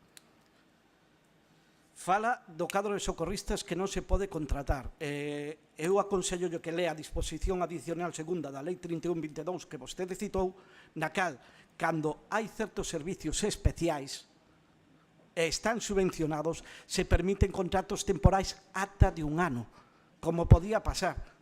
Como podía pasar cando falamos do tema do Risga, que se negaron, e do tema da línea 3 da Diputación, que se negaron a recibilas, está establecido na disposición adicional segunda da Lei 31/22. Pero hai que mollarse, hai que traballalo. Volvo a repetir, falando balizaxe. É dicir, que me falen de que un concurso, de que unha licitación queda deserta de balizaxe no mes de febreiro ou marzo, digo, pois é un trámite administrativo. Que me falen a 28 de xuño de que unha licitación pode quedar deserta, creo que estou respetando a palabra aos demais. Solo lle pido á alcaldesa que respeten a miña palabra, por favor. Solo lle pido iso. Que me falen a día 28 de xuño de que pode quedar deserta unha licitación porque así o trasladaron os medios de comunicación alguén interesado ou desinteresadamente, me parece un fracaso deste goberno, e un fracaso porque vivimos da improvisación, porque aquí é unha descoordinación total, vamos a salto de mata, aquí non se planifica nada. Estamos falando de que está sin balizarse a 28 de xuño. Que lle preocupa a vostedes a seguridade das persoas que visitan os areais? Nada, absolutamente nada. Eso é o certo. Podemos falar da embarcación. Se di que casi está cansado. É dicir, hai unha ordenanza neste Concello, que é a ordenanza de uso e disfrute de playas, onde establece que a tempada de baño é do 15 de xuño ao 15 de setembro. Unha ordenanza que nos obriga a todos os corporativos a respetala. Onde está o respeto do goberno encabezado pola señora Xestido en canto a isto? En que non hai unha embarcación disponible a día de hoxe, nin este fin de semana, para prestar un servicio de socorrismo. Onde está? Onde está a responsabilidade para garantir a mínima seguridade? É que xa estamos pedindo o mínimo. A señora concelleira da área de seguridade decirlle que nós non fixemos preguntas, facemos propostas. E se aquí queda aprobado, o goberno está obrigado a cumplilas, inda que lle pese. O pleno é soberano e está por encima do goberno, queiran ou non. E o que se acorda aquí, inda que para vostedes son papel mollado, é unha obriga. E insistiremos. Aquí falamos, e non estamos pedindo o ceo ni a lúa, estamos pedindo que se manteñan 6 areais. Estamos pedindo que este ano se teña unha embarcación e para o ano se prepare unha segunda embarcación para a Ría de Aldán. Non estamos pedindo nada a outro mundo, pero estamos pedindo os mínimos de garantía para a seguridade. Por favor, onde está a responsabilidade? Abrimos o segundo turno de palabra. Victoria. Ben, recordamos que este goberno que pide 6 bandeiras azuis, que non vai poder subir. Volvemos a repetir o do orzamento. Orzamento do ano 2020. 91, 20 socorristas, sen subvención, porque non se pediu. 92, 19 socorristas, sen subvención e cun incremento salarial de 400 euros brutos na súa nómina, que foi o pactado coa Asociación de Socorristas. 2023, cando vostedes xa chegaron, 23 socorristas coa subvención que pediron, certamente. O que fai iso é liberar as contas, pero non que non haiga cartos. Houbo cartos desde o ano 2020, excepto no ano propio da pandemia, para contratar estes socorristas. Recalcarei 20, 19 e 23, pero nos 3 anos se cubriu exactamente o mesmo número de areais, 6. O tema está nas quendas e nas baixas dos propios socorristas. Pero recalco, a primeira subvención foi do ano 23, porque certamente sí que nos consideramos que a subvención chega un chisquiño tarde. A contratación do persoal. Volvemos á mesma discusión da modificación da reforma. Dixeno antes e o reitero agora. As competencias na seguridade, no coidado e no mantemento dos areais é do Concello de Cangas. Si a nosa responsabilidade en seguridade é ter socorristas, pois decidan se eses postos terán que ser estruturais, non estruturais, temporais ou como decidan, pero que non vamos facer é pechar as praias, non? Entón, non hai a dúbida da temporalidade, non existe temporalidade. É dicir, Cangas durante todos os anos empeza a súa época estival o 15 de xuño e arremata o 15 de setembro, todos os anos. Sempre foi así. Fixos discontinuos nos parece injusto, pois os fixos discontinuos, os socorristas que teñen outro tipo de actividades profesionais ou incluso son estudantes, estes 3 meses de verán lle veñen moi ben. E lle veñen moi ben porque, reitero, o salario que estaban a percibir estes traballadores eran 1.750 euros brutos, que coas súas pagas prorrateadas son 7.875 euros. Entón, lles propoño que fagan o cálculo. Ademais, de darlle dereito a un subsidio, cousa que non teñen se non se lles contrata ni un solo día. Cada un na súa propia casa, decide si reforzo económico necesita. E o que é socorrista sabe de sobra que en Galiza non vai a traballar en decembro. Entón, sabe a que se oferta, por que o fai e por que o necesita. Existía unha bolsa de profesionais de socorristas que este ano non se aproveitou, que o deixamos de lado e que non temos que esquecer, sexa a modalidade que sexa, Cangas non pode precintar as playas e non atendelas. Esa sí que é competencia municipal. Como non metemos na emenda dos orzamentos, queremos un servizo de socorrista municipalizado, así se aprobou na emenda do outro día. Queremos que sexan traballadores contratados directamente polo Concello e que si se poñan o balizamento o 1 de xuño e que empecen os socorristas o 15 de xuño, porque non estamos xogando a seguridade dos veciños e das veciñas.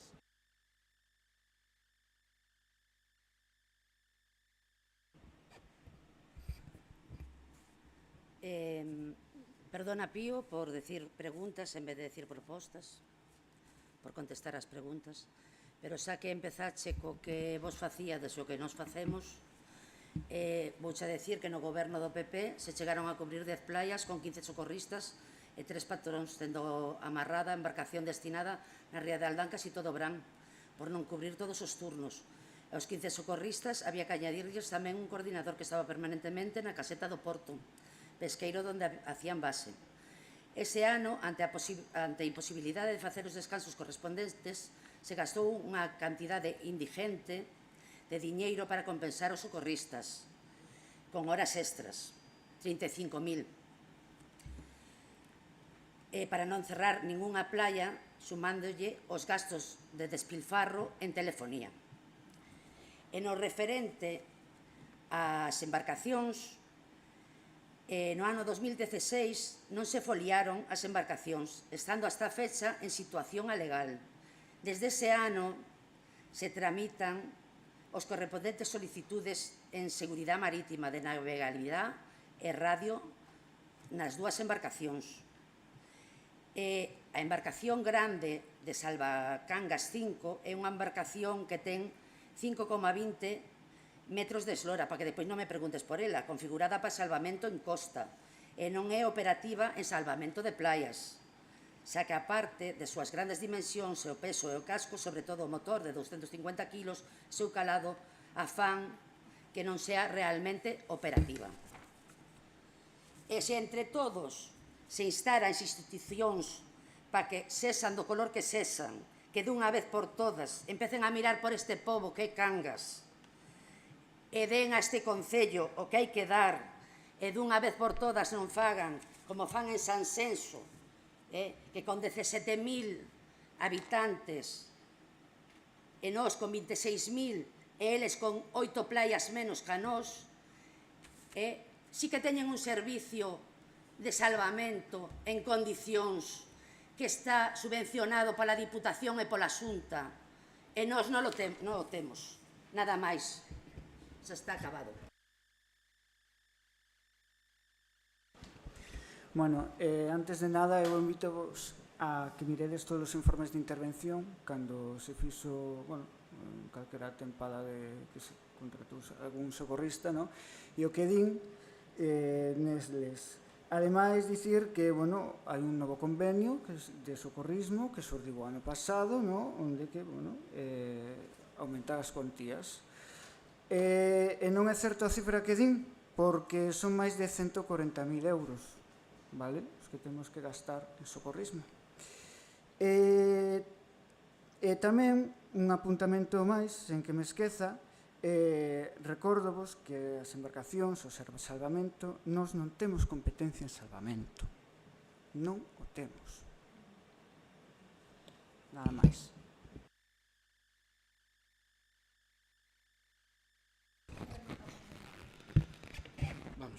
Eu non dixen a cuantía que tiña que ser, eu dixen a cuantía que se contempla no orzamento do ano 2020 prorrogado no 2024. E volvo a repetir, 88.976 para socorristas e 11.428 para patróns. Se a día de hoxe non teñen eses cartos, pregúntense vostedes se se derivaron para outras partidas. Pero iso, a día 1 de xaneiro, cando se prorrogan os orzamentos, había eses cartos aí. Si non están a día de hoxe e non hai este crédito para poder destinalos a socorristas e patróns, terán que preguntar si se gastaron en outras cousas.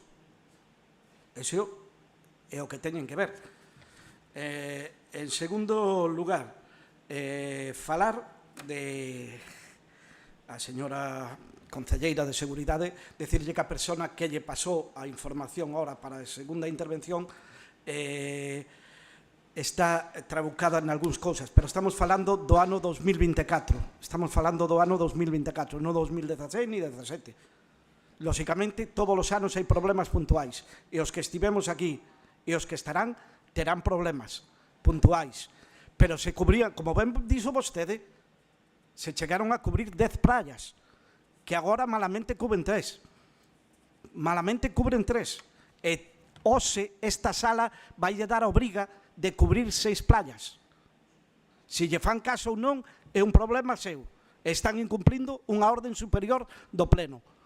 Pero o Pleno está dicindo que vostedes teñen que cubrir 6 playas con socorrismo, que vostedes teñen que ter preocupación pola seguridade, que están demostrando que non a teñen. Fala dun concello como Sanxenxo. Sabe canto destina Sanxenxo e todo nesa partida? Porque o teño comentado, de fondos propios, ni un céntimo, nin da Xunta nin da Diputación, de fondos propios, 600.000 euros. 600.000 euros. Esa é a partida de fondos propios que destina ese concello. Vostede di que outras administracións, o concello ten a responsabilidade da seguridade nos areais. E para iso recibe uns ingresos do Estado e unhas aportacións de Fondo de Cooperación Local da Xunta de Galicia que ten que destinar para iso. E sabeno ben. Pero, se non queren, vostedes mesmos. Aquí, hoxe, creo que vai a salir que o Pleno obriga ao Concello a poñer 6 playas con socorristas. E que vostedes van a dicir que non, contrariando a seguridade dos usuarios das playas, vostedes mesmos e a súa conciencia.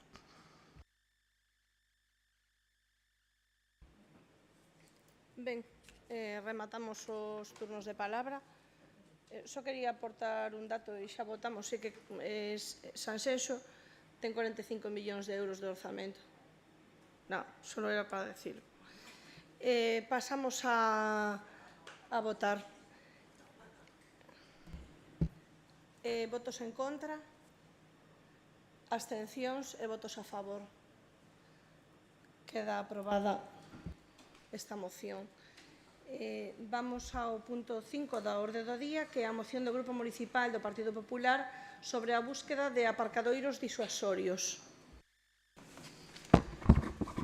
Ben, boa tarde a todos e a todas.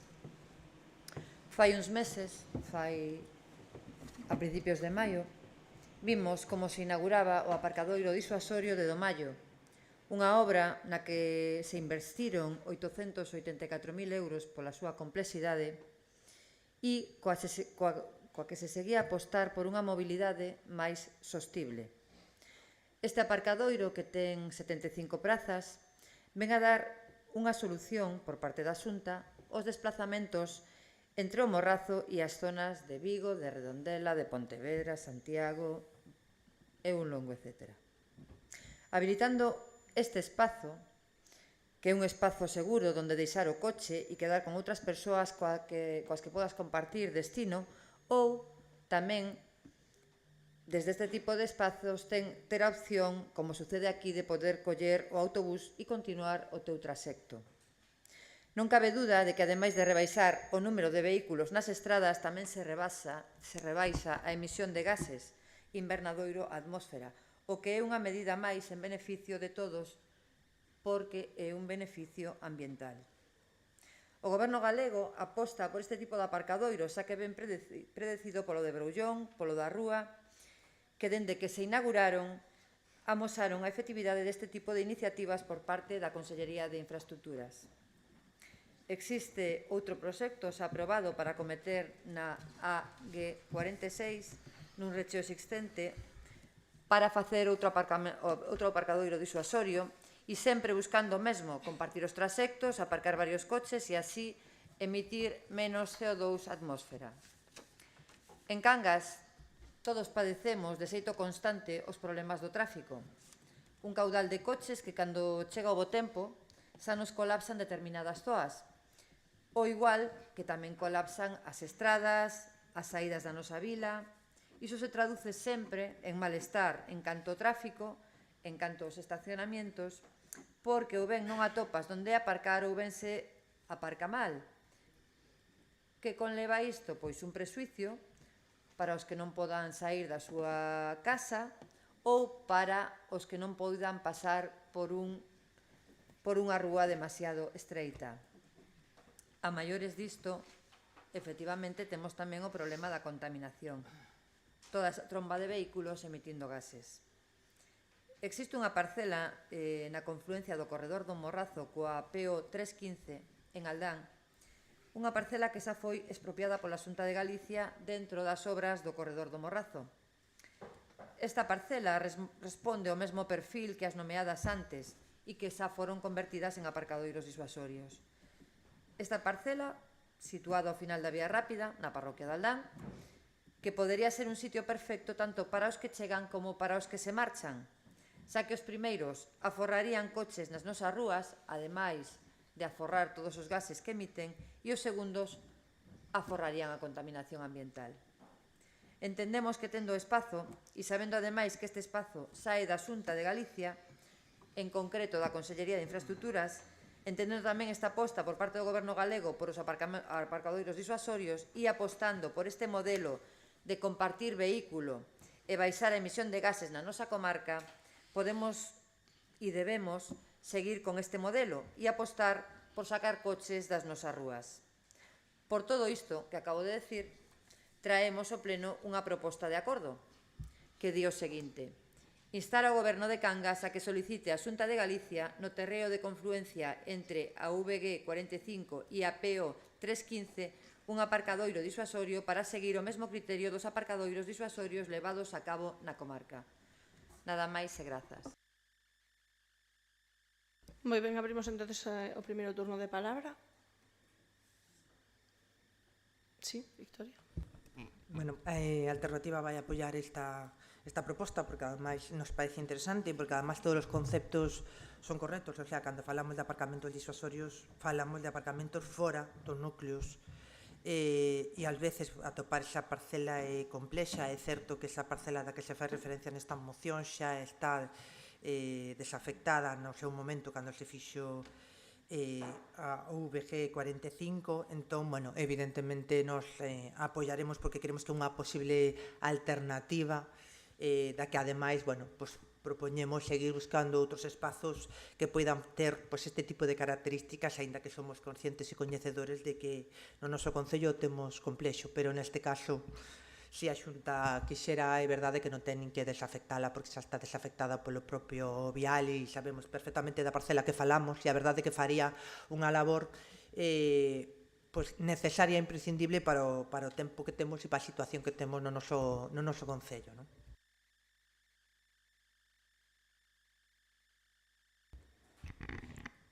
Volvo a disculparme por a voz porque me está costando un pouco falar.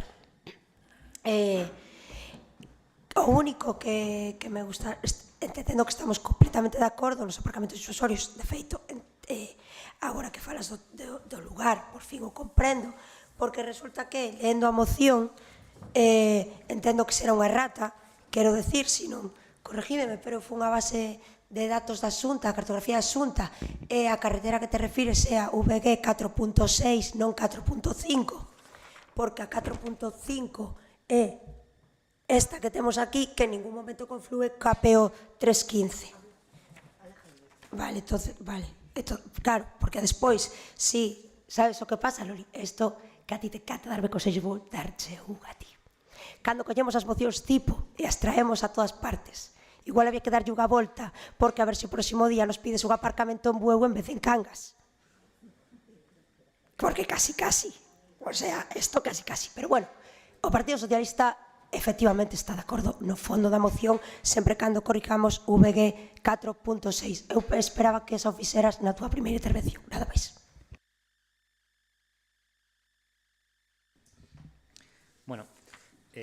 Cando comecei a ler a moción que presenta o Partido Popular sobre ese tema, estaba pues, completamente de acordo con toda ela e digo, bueno, pues evidentemente hai que apoialo sin ningún tipo de dúbida. Pasa que despois cheguei á proposta de acordo e aínda estou intentando atoparlle sentido a esta proposta de acordo. Vamos a ver si nos conseguimos aclarar. A Xunta ten un terreno, a Xunta fai aparcamentos disuasorios, como ben dixo vostede, por exemplo, o que está en Moaña, pero en vez de que a proposta de acordo é esa, pedirlle a Xunta que faga o aparcamento, o que se lle pide ao goberno municipal que lle pida a Xunta que faga o aparcamento. Bueno, é un pouco perder tempo. Eu penso que sería mellor o pleno insta a Xunta a que no terreno de confluencia, etc., se faga o aparcamento e, en todo caso, o que teria que facer o Concello é dar traslado deste acordo plenario á Xunta. Pero eso non vai a ser obstáculo en ningún caso para apoiar esta moción. En ningún caso. De paso, xa que todo isto terá que contar co apoio da Xunta de Galicia tanto para a súa construción como para facer o proxecto, pois aproveitar que temos unha parlamentaria de Cangas para que tamén poida solicitarlo no Parlamento, non só no Concello de Cangas. Gracias.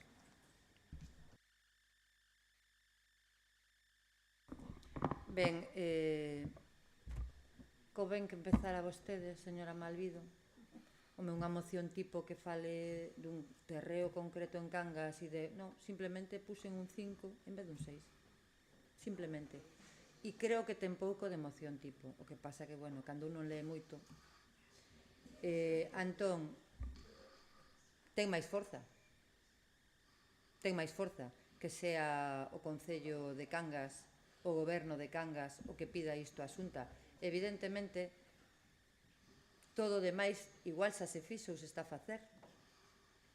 Pero nos estamos no pleno de Cangas, do Concello de Cangas, como concelleira de Cangas. Entonces, ese é o meu papel agora. Eu creo que sei de momento diferenciar onde me atopo, cando me atopo e con quen estou a falar.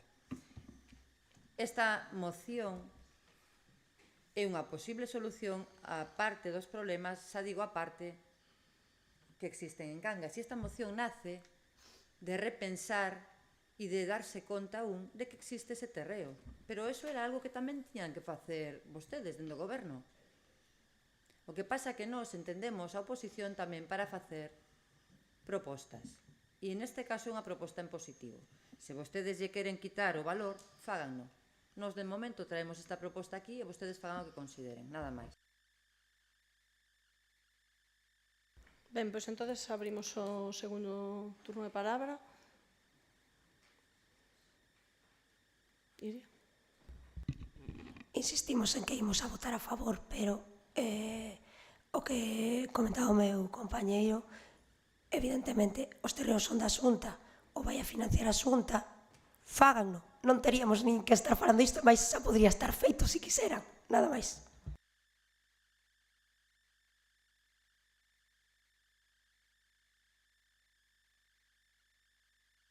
Toca a mí.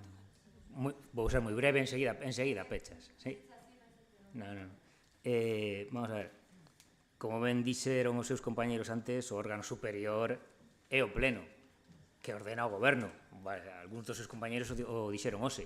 Así que, en realidade, eu penso que sí que quedaría con máis forza, como vostede acaba de decir agora, na maneira en que o expresei. Pero non pasa nada, Si consideran que vai con máis forza co goberno, é un pouco contradictorio coas intervencións anteriores, pero adiante, nos apoyarémonos, sin ningún problema. É o pleno, cando se aproba isto, é o pleno o que pide o goberno, porque estamos no órgano colexiado que se chama pleno. Esta proposta ten o fin que ten. E quen está aquí diante non é a Xunta. É unha concelleira do Concello de Cangas. Nada máis.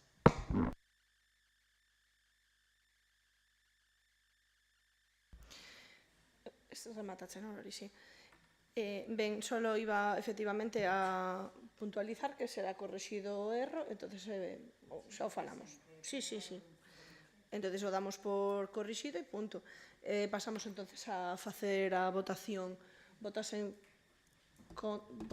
contra, Abstencións e votos a favor. Pois queda aprobado neste caso por unanimidade. Pasamos á moción do Grupo Municipal do Partido Popular sobre o estado dos viais municipais. Moi boas tardes. No mes de marzo deste ano presentamos unha moción para debater no pleno onde se establecían as seguintes propostas de acordo. Primeira, o pleno insta ao Goberno de Cangas a elaborar un plan de acción anual que recolla a limpeza e desbroce polo menos 2 veces ao ano de todas as estradas municipais. Segundo, realizar a solicitude da liña 3 do Plan Más Provincias tendo en conta como demanda fundamental o plan de acción do acordo primeiro. Nese pleno o Goberno votou en contra da nosa moción, alegando que xa tiñan todo planificado e que ian contratar unha empresa que realizaría o traballo de forma eficaz. Non tiñan pensado contratar personal para esa labor. A presentación que fixemos no mes de marzo era unha advertencia de que se non se actuaba con presa, a situación podía ser moi peligrosa para a circulación viaria e os peóns, e para a convivencia das veciñas e veciños que residen nas citadas vías. Desgraciadamente, 3 meses despois, as vías municipais se atopan nunhas condicións máis lamentables aínda, tanto polo estado do seu firme como a falta de limpeza e mantenimento das súas beiras. Se dá a circunstancia que existen algunhas vías nas zonas rurais das 4 parroquias que levan anos sin limpiar, ocupando a maleza e vegetación parte do espacio para os vehículos e facendo imposible camiñar por ditos camiños sen que os peóns ocupen a calzada. Consideramos urxente que se atúe nos camiños e vías de titularidade municipal pola seguridade de todos e de todas. Entramos de cheo no verán e xa non é momento de facer plans de actuación, nin planificacións. Por desgracia, é o momento de actuar con urxencia e realizar a labor para mañá mesmo. Non pode pasar máis tempo. Por iso, instamos ao Goberno de Cangas a que realice as xestións necesarias para cometer coa maior urxencia posible o desbroce das beirarrúas dos camiños e das estradas municipais. Nada máis. Moi ben, pois entonces abrimos o primeiro turno de palabra. Victoria? Estamos totalmente de acordo na proposta. Evidentemente que vamos a realizar, de feito xa estamos realizando, pero como xa comentamos en máis ocasións, agora mesmo o contrato é un contrato maior que require un procedimento administrativo que, por desgracia, para nós, porque en realidade a xente nos ven a pedir a nós. A mí me gustaría ter mañán alguén que desbroce, pero non podo decirlle a ninguén que desbroce, porque hai un procedimento administrativo que hai que cumplir, sobre todo cando se trata de contratos maiores, como vai a ser o caso, que de certo é algo 1.000 euros. Entón, xa, de feito, para intentar acortar os prazos, incluso xa firmamos a urxencia para que este contrato reduza a metade os prazos en todos os trámites que se poida. O único que sí que me gustaría, se me permiten, sería que, ademais, para collendo o argumentario que acaban de usar no pleno anterior, ou sea, na moción anterior, para darlle máis forza á moción, me gustaría moitísimo que añadíramos un punto que diga instar a Xunta de Galicia e a Deputación de Pontevedra a que realice a xestión necesaria para cometer coa maior urxencia o desbroce das súas estradas. E un seguinte punto que diga trasladar a Xunta de Galicia e a Deputación de Pontevedra o presente acordo. Nada máis.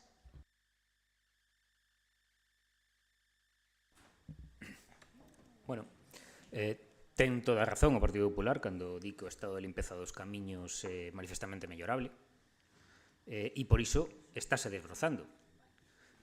E por iso inclúese na proposta de orzamentos que se aprobaron a semana pasada unha partida para este fin, ademais, que, por certo, calificaría de insuficiente, visto o efecto que o clima está tendo últimamente no crecemento vegetal en xeral.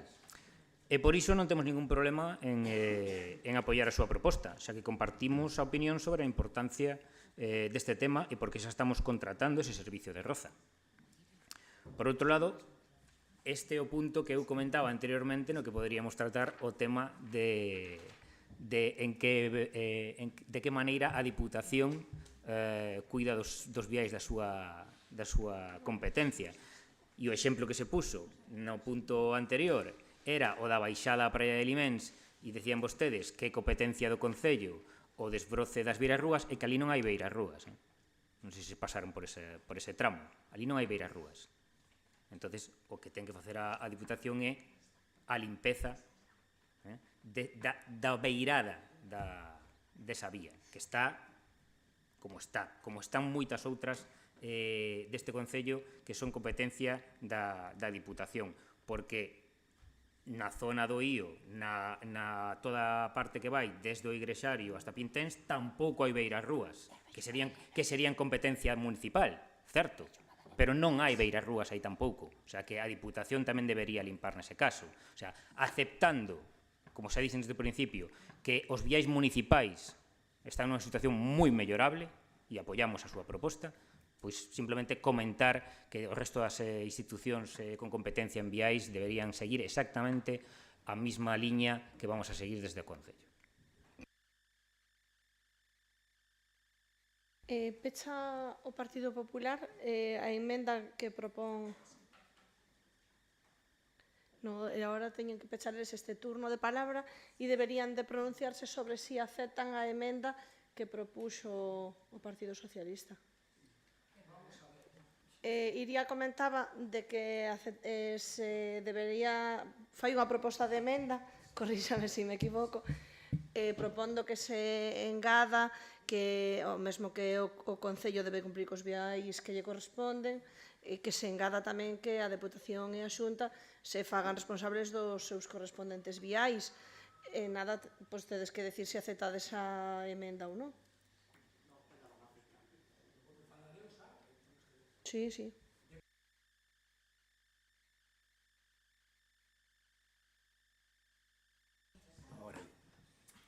E despois, se vostedes queren facer unha moción, pois nos lle votamos a favor, sin ningún problema. De todas maneiras, lle vou a decir unha cousa, señora Malvido. Me alegra que por fin estén tomando medidas para todo isto. Levan un ano, que se acorden, levan un ano sin facer nada. Estamos a falar do que estamos a falar, da limpeza, emparchado das vías de Cangas. Mire, señora Malvido, señor Antón, caña a Diputación, caña a Xunta de Galicia, pero non disfracen con iso o como está o pobo de Cangas. Caña as tres administracións, sí señor, pero a cada un o que lle corresponda. Pero vostedes levan un ano, tamén lle vou advertir unha cousa, isto non vende agora, Vostedes non teñen a culpa de que isto acabara como acabou. Por exemplo, non incluso nin podando os árboles, que manda carajo, nin podando os árboles. Bueno, o que lle quero decir que, por quitarlle un pouco a vostedes de culpa, isto non vende agora, isto vende atrás, de moitos anos atrás. Sabes o que falta en Cangas, pero en xeral, en todo, instalacións deportivas, culturais, sabe o que falta? O mantenimento. E iso que hai que facer día a día, un mantemento de todas as instalacións e, sobre todo, das vías municipais. Cangas está a monte. Non lle dá vergonza? De verdad, non lle dá vergonza? Vostedes van ás parroquias? Porque, claro, a Alameda Nova se mira aparentemente moi bonita. Outro día, cando salimos daqui, se miraran como estaba a basura tirada por os contenedores diante do Boni 6, dá vergonza.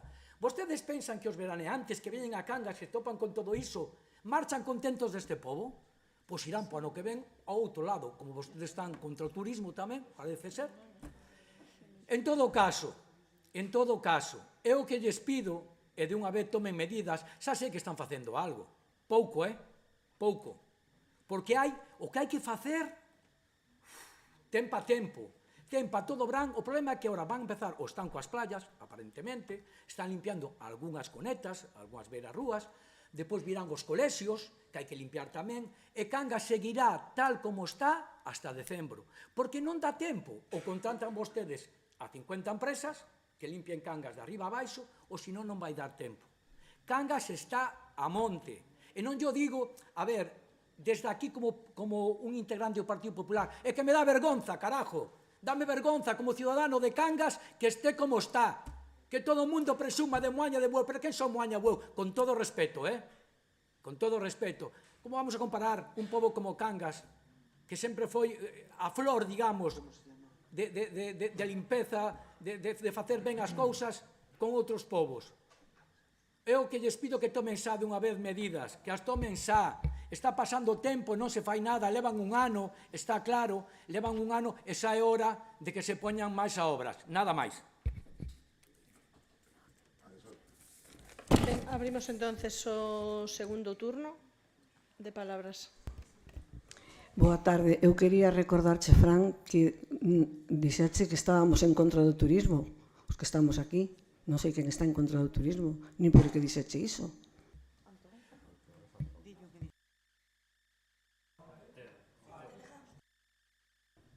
Nada, simplemente é unha aclaración. Dixeche que os que estábamos aquí estábamos en contra do turismo. Non sei de onde o sacas.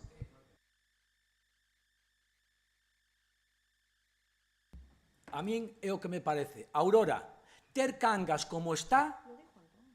Bueno, Antón dixo o pleno pasado que el, por si el fora de ío para adiante non pasaba nadie, ningún turista. Dixo no teu compañeiro, Mira, o único que che digo que me parece, porque tal como está Cangas, eu falo como un ciudadano normal, porque a mí me paran, hasta os me pararon, joder, e me dicen, joder, que temos o pueblo cheo de broza, de non se pode pasar por as calles. Que pasa? Hai algún problema? Pero está por alusión, non sei de que vos... Vale, pero non teñen que decir nada a eles, joder. De contestar. Bueno, mire, seguimos co mismo. Viva a democracia.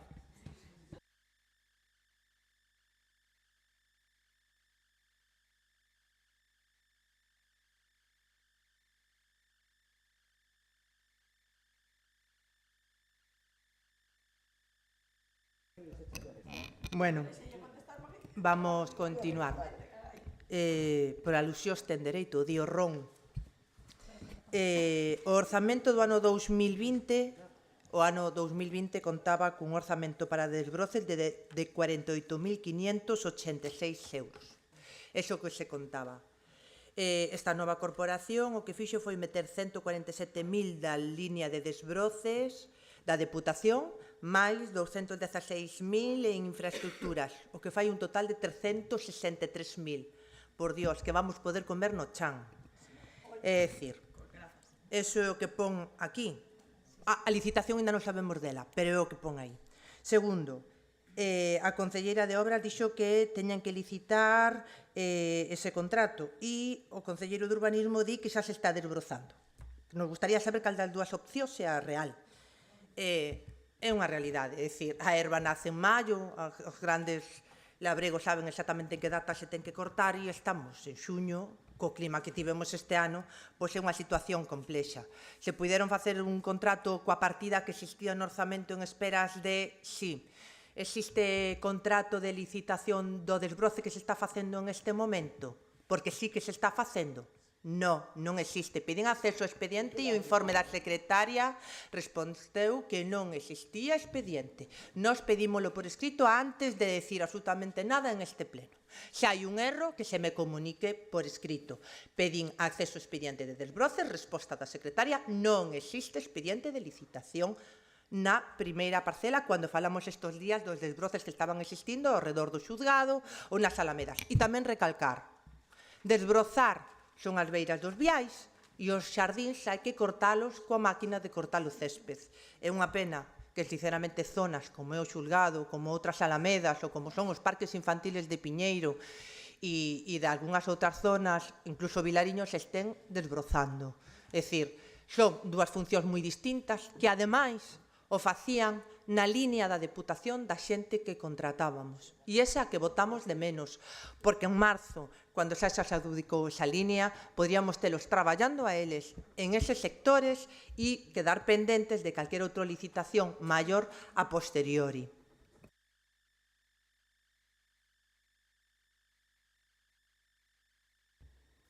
Empezando polo final, teño entendido que pediche acceso ao expediente 3046 e que se che deu acceso. Aí está subido o contrato, un contrato menor para desbroce de parques e sardíns que nada ten que ver con desbrozar as rúas. é o 3046 2024 e hai un contrato menor seguindo, vamos, o reglamento foi por a plataforma, a contratación se lle enviou a todo o mundo, se presentou o que quiso. Ben, eso por un lado. Logo, me resulta curioso que o concelleiro do Partido Popular nos diga que traíamos a pleno nos outra moción. Si de verdad o que lle preocupa a vostede é Cangas, as rúas de Cangas, porque fala como veciño de Cangas, aproveitemos a ocasión. É que non entendo onde está o problema en instar a Xunta de Galicia a Diputación tamén, se xa estamos aquí, falamos do tema, facemos unha emenda e instamos a todos. Eu tamén dixo vostede que vostede pensa nos turistas. A min realmente o que me preocupa son os veciños e as veciñas de Cangas. Os veciños e as veciñas de Cangas. Me preocupan moitísimo, de aí que, como comentaba agora a miña compañeira Victoria, as partidas hayan aumentado tanto, porque evidentemente co persoal que tiña o Concello non se daba abasto. Agora ademais temos persoal de baixa, temos de baixa a persoa que se encargaba de parques e sardíns, o que nos leva a non poder siquera cortar o céspede da Alameda e ter que subcontratar este tipo de servizos. Polo tanto, insisto, para este goberno é prioritario o desbroce. Eu, e vostede o sabe, vivimos ao lado, polo tanto, sí que vamos ás parroquias, porque eu e máis vostede vivimos ao lado. Entón, sabe vostede de sobra que vamos ás parroquias. Aquí hai compañeiros de todas as parroquias nesta bancada, o meu compañeiro do lado do Ío, Herbello Madalena, Diputación, iso non se mira nas curvas, por favor. Entonces, digo eu, que dá igual, pero porque de feito xa llo pedimos que o fagan, xa llo pedimos e dixeron que o van facer, pero como vostedes no argumentario anterior comentaban que lle dá máis forza, pois me parece que non se contradigan según si a moción é vosa, nosa, si a emenda é vosa ou é nosa, sino que non perdamos o tempo, fagamos aquí unha moción que nos dé forza e desbrocemos todo Cangas o máis breve posible.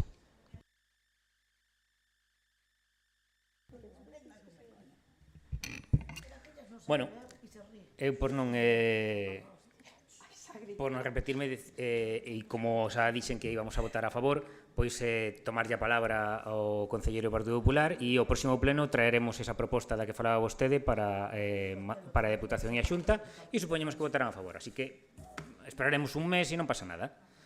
E simplemente aclarar o tema das podas, non das rozas, que son as desta moción, pero como tamén saiu a colación o tema na súa intervención, as podas foron unha decisión consciente e deste goberno polo estado de algunhas das árbores deste concello, que a poda excesiva e sin criterio está matando. E como decisión consciente se decidiu ver si un ano sin poda permitía recuperar algunha delas. Este ano, no outono, veremos o estado desos árboles, veremos si se pode facer unha poda controlada para seguir recuperándoos ou si non funcionou este tratamento, esta opción de non poda e non nos queda máis remedio que algún deles cortalos e sustituílos por árboles novos. Gracias.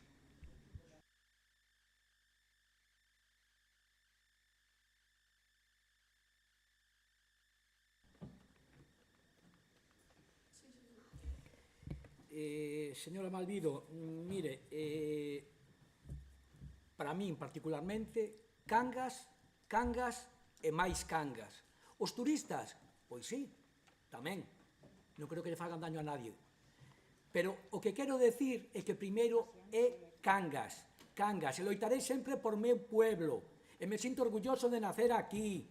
Pero o que non me sinto orgulloso é de miralo como está. E levamos, pois, por non decir 7, 8, 9 anos, que todo o mundo o di. Cangas non é a mesma, non é a mesma. Hai que traballar, amigas e amigos, hai que traballar. En todo caso, señor Antón, mire, é a primeira vez que pasa, ojalá resulte. Vamos a probar, vamos a ver que pasa, porque é a primeira vez que non se podan, pero se é por iso, vamos a mirar a ver que pasa. Despois, de todas maneiras, me quería referir, non sei se cando antes dicen que non viñan os turistas a Cangas, cando me referín no 2006, que había basura e máis, a señora Xiana dixo ojalá, non sei se é verdade ou mentira. Aí ten a resposta, señora Aurora, ojalá non veñan turistas a Cangas. Esa é a resposta da súa compañeira, do equipo de goberno. O equipo de goberno que está a privatizar máis que nunca. Empresas privadas que están facendo desbroces. Sabe cal é o problema? É o único que se municipaliza aquí, que é o que pedían vostedes, municipalizar. E os soldos que teñen vostedes aí, é o único que se municipaliza. Nada máis. O resto é privatizar. Basta xa, póñanse os guantes, as botas e a traballar, que non están facendo nada. Ti traballas gratis no teu traballo, non? Traballas gratis. Corta o micrófono. Apaga o micrófono.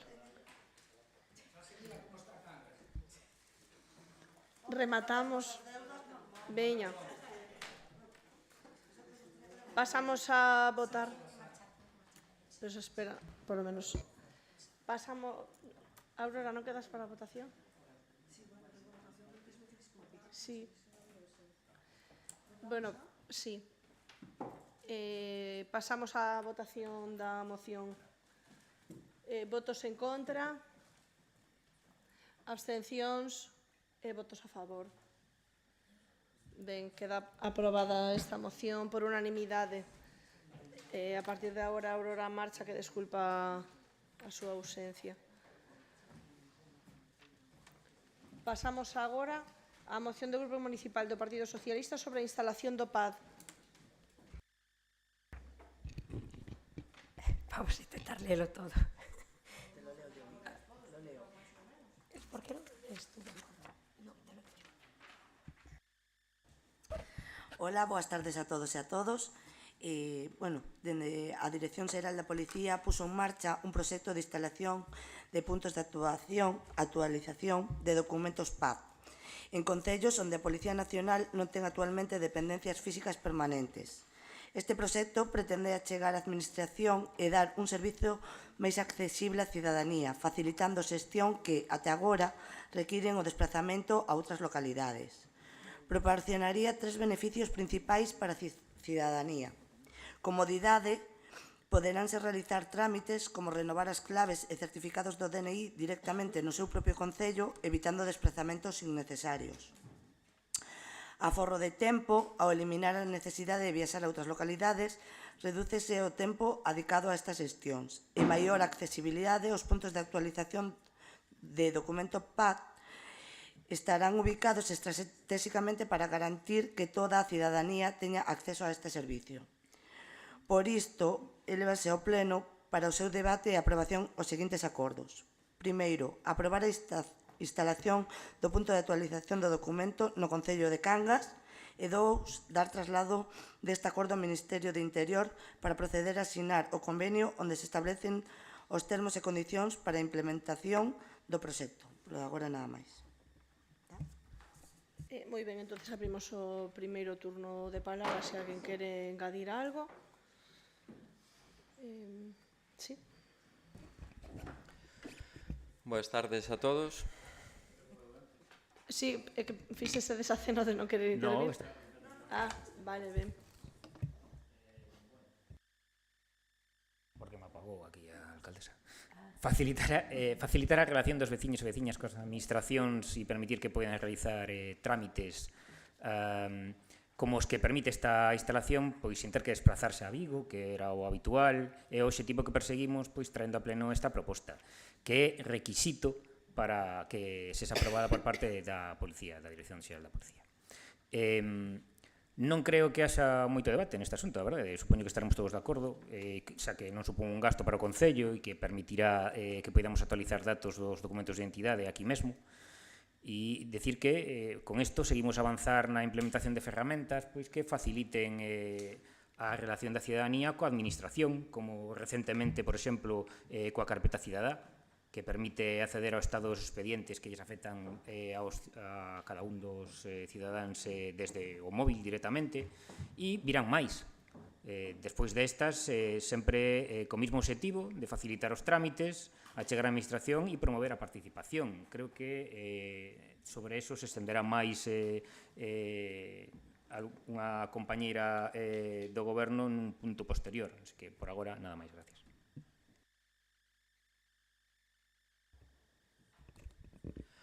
Boas tardes a todos. Nos queremos comentar que o que se nos presenta hoxe aquí entendemos que é unha declaración de intencións. Nada máis, aprobar esta proposta non se traduce en ningunha consecuencia, xa que o importante será a sinatura do convenio. O normal sería contar co convenio no expediente e cos informes técnicos que avalen o mesmo. Non era necesario traer esta proposta hasta que estivese o convenio nas mans, como se pode contemplar no convenio da Deputación que tivemos antes. Non nos parece a forma máis adecuada para presentar unha aprobación de sinatura dun convenio cunha Dirección Xeral do Ministerio do Interior, neste caso a Policía Nacional. Para isto debería constar un informe da Secretaría no que se complete o procedimento administrativo que se debe cumplir para a sinatura deste convenio, en base á Lei 40/2015 e as consecuencias de asenar o mesmo. Debería constar na proposta de resolución que este pleno autoriza a alcaldía a firmar dicho convenio. Nos parece moi positiva a medida, pero non entendemos por que non temos unha copia do convenio para poder opinar con maior coñecemento de causa. Entendemos que exista un afán propagandístico, pero o que debe facer este Goberno é xestionar con máis eficacia e axilidade, trasladando á opinión pública resultados e non intentos de trámites que acaban en nada ou se demoran no tempo. O Goberno debe traer aos plenos actuacións claras e solucións efectivas, non promesas e declaración de intencións. Nada máis polo momento. O turno o Partido Socialista, pero pecha o propoñente. Pechas Agui, pechas ti? Eu, sí. Era porque, claro, con la voz así posible. Es que xa non sei, porque total falar coa bancada de enfrente, como falar con unha parede, non se chega a acordo de ningún tipo. Cal sería entonces a proposta que nos quere facer? Porque se vostede o que quere agora mesmo é que nós, por exemplo, pudiéramos aprobar estar de acordo en que firmaremos o convenio sempre cando ese convenio veña antes a pleno, pois nos vale. Pero que nos agora mesmo o que a Dirección Xeral da Policía nos comenta é que precisa un acordo plenario para poder sentarse con nós para negociar este convenio. Entonces, se vostedes queren, cambiamos a redacción sin ningún tipo de problema, chegamos aquí ao acordo de que lles sirva a eles para que se senten con nos a negociar o convenio e despois traemos o convenio para a firma.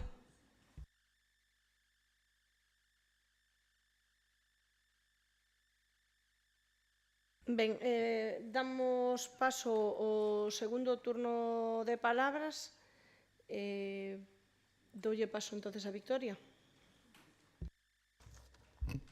Bueno, temos que recordar que aquí o que ven é unha moción, non unha resolución. Moción de 3 líneas que esperan que se aprobe. A mí me falta documentación, o teño que dicir, igual que dixo o voceiro do Partido Popular. Fálase maior accesibilidade. Ben, é un punto físico, ben, como pasa cos caixeiros, donde tú te enfrentas a él, si sabes o que te está a pedir e como tens que tramitar. A mí me preocupa sempre a poboación que máis difícil lle resulta facer as xestións, pedir esas cousas. É dicir, estou falando de xente maior ou que por calquer motivo, bueno, ni xente maior, porque pedir a clave, eso parece que temos que ser licenciados todos. Yo la primera. Xo digo así de claro. Xa non decimos certificados digitais e demais. Eu quero saber que con un aparato aí abaixo, evidentemente o Concello terá que poñer a alguén durante uns días explicarlle a xente maior ou a quen veña como se tramita. O vexo complicado. Eu recoñezo que, o sea, coa información que aquí temos, é certo que pode ser cómodo, aforro de tempo e maior accesibilidade, a esas persoas que se moven ben, pois posiblemente o poden facer na súa casa mediante internet, non necesitan un aparato neste concello, ben? Tamén teño medo que, unha vez que teñamos o PAZ neste concello, eso limite todavía máis o servizo que nos dá aquí a Policía Nacional, porque ben cando ven, ou por encima temos unha cita de 10 persoas para facer os propios carnés de identidade e incluso xente con mobilidade reducida que se non chega a primeira hora para pedir cita non se quedan para poder facela, aínda que se pediu que se reservaran os postos para esas persoas, ademais das persoas maiores. A non nos surden moitas dúbidas.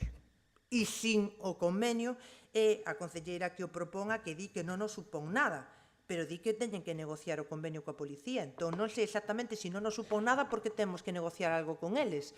Aí tamén me perdo, o teño que recoñecer, ben?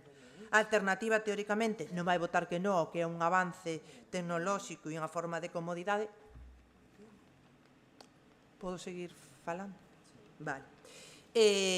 Non nos vamos a opoñer de antemán a isto, porque, repito e reitero, non é unha resolución, porque é unha moción, é unha intencións políticas, e sí que esperamos, bueno, pues al menos ter o borrador de algún convenio ou de algo que presentaran noutros concellos, ver o matiz para vir a aprobar a pleno. De antemán, o que sexa modernizarnos, actualizarnos, é correcto, pero xa digo, pensemos na parte da poboación que non é tan fácil o que é as tecnoloxías e o que pode supoñer a máis ese servizo ao persoal do concello que hasta hoxe non é da súa competencia.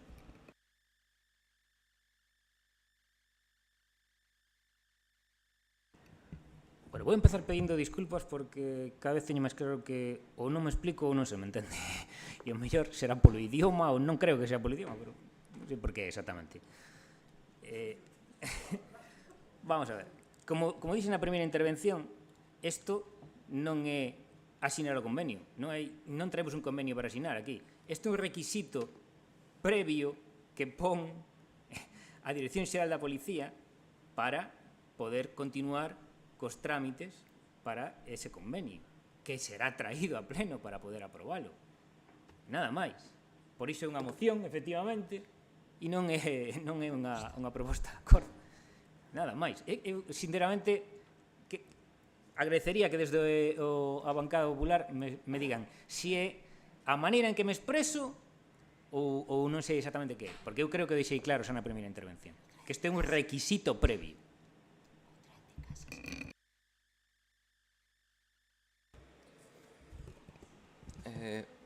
Perdón, Antón, aquí o punto 2 pon para proceder a asinar o convenio. Pon no punto 2, non invento eu.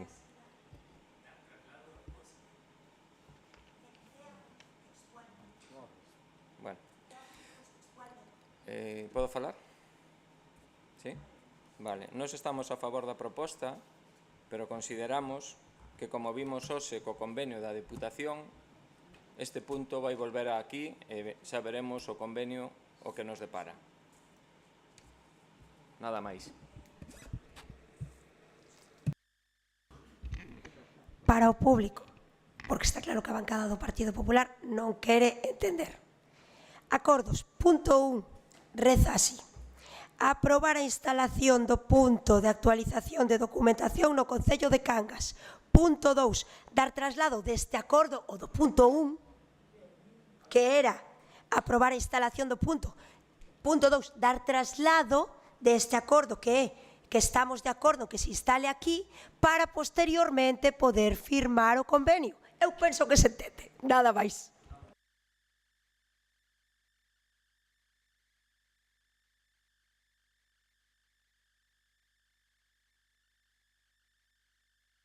Bueno, vamos a dar por rematados os turnos. Vou a facer unha última aclaración, por si vale de algo, porque foi un tema que levei persoalmente. A Dirección Xeral nos mandou un documento que decía, punto 1, un documento que mostrase a vontade da Corporación Municipal de querer o PAZ.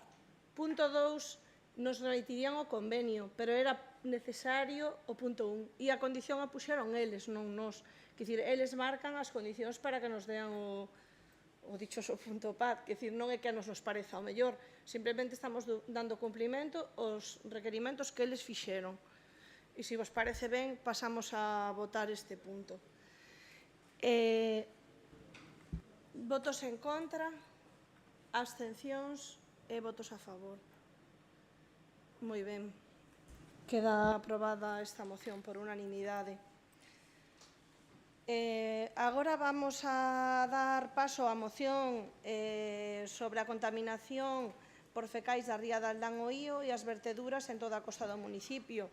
Como esta é unha moción que ven a proposta dun colectivo, unha vez máis, damoslle paso ao representante que eles decidan para que dean eles lectura á moción e defensa da mesma. Se vos parece ben. Podes achegarte e usar un dos micrófonos, ou podes vir e facelo en este micrófono. Como pasou na moción anterior, a exposición deles non queda na videoacta oficial, pero sí que se ve na casa. Videoacta se suspende, YouTube non. Pesan un montón.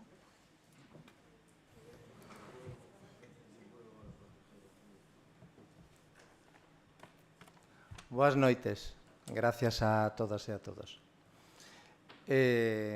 Son Claudio Lamosa, elexido pola coordinadora Augas Limpas Aldán o Ío como coordinador da mesma. E queremos traer a pleno esta moción. A plataforma Augas Limpas Aldán o Ío leva máis dun ano reclamando medidas concretas para mellorar a calidade da auga da ría Aldán o Ío. Sabedora de que o problema se estende ao resto do concello, propoñen a mellora de toda a rede de saneamento municipal. As causas das verteduras non son un mal deseño da depuradora, nin un cálculo erróneo con respecto á súa dimensión, nin negligencias no seu mantemento e funcionamento diario. O que está provocando os continuos vertidos son as enormes infiltracións de augas pluviais por numerosos puntos do circuito de fecais. Don José Molares Vila, subdirector do Intecmar, o 11 de febreiro de 2020, nunha xornada de valoración da situación da ría de Aldán, informou que, con pluviosidades por enriba de 20 litros por metro cadrado, as analíticas oficiais detectaban alarmantes niveis de contaminación de augas fecais. As verteduras acontecen desde varias zonas. Desde os alivios da maior parte das 32 motobombas que moven os residuos fecais do noso concello. As bombas están dimensionadas para desprazar un determinado caudal de fecais e contan cun sistema de alivio para verter ao exterior, é dicir, ao mar, os excesos. Debido ás infiltracións de pluviais, o caudal multiplícase por máis de 8, provocando alivios constantes e dispersos por toda a ría de Aldán o Ío e a costa canguesa da ría de Vigo. Desde o lugar onde está a depuradora de augas residuais de Cangas, dende aí tamén se fan vertidos.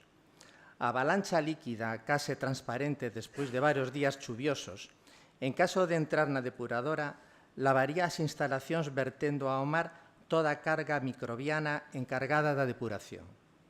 Xa sucedeu polo menos en 2 ocasións, tendo que repoñela usando camións cisterna. Por esa razón, a única alternativa é verter o contido fecal da rede de saneamento directamente ao mar, sen pasar pola depuradora, á espera de que diminúa o caudal e se poda retomar o proceso de depuración. A outra zona desde a que acontecen as verteduras son vivendas non conectadas ao saneamento ou algunhas sí conectadas, pero que conservan pozos negros que poden filtrar restos aos acuíferos e regatos. Os motivos polos que penetra tanta auga da chuvia na rede de saneamento son os seguintes.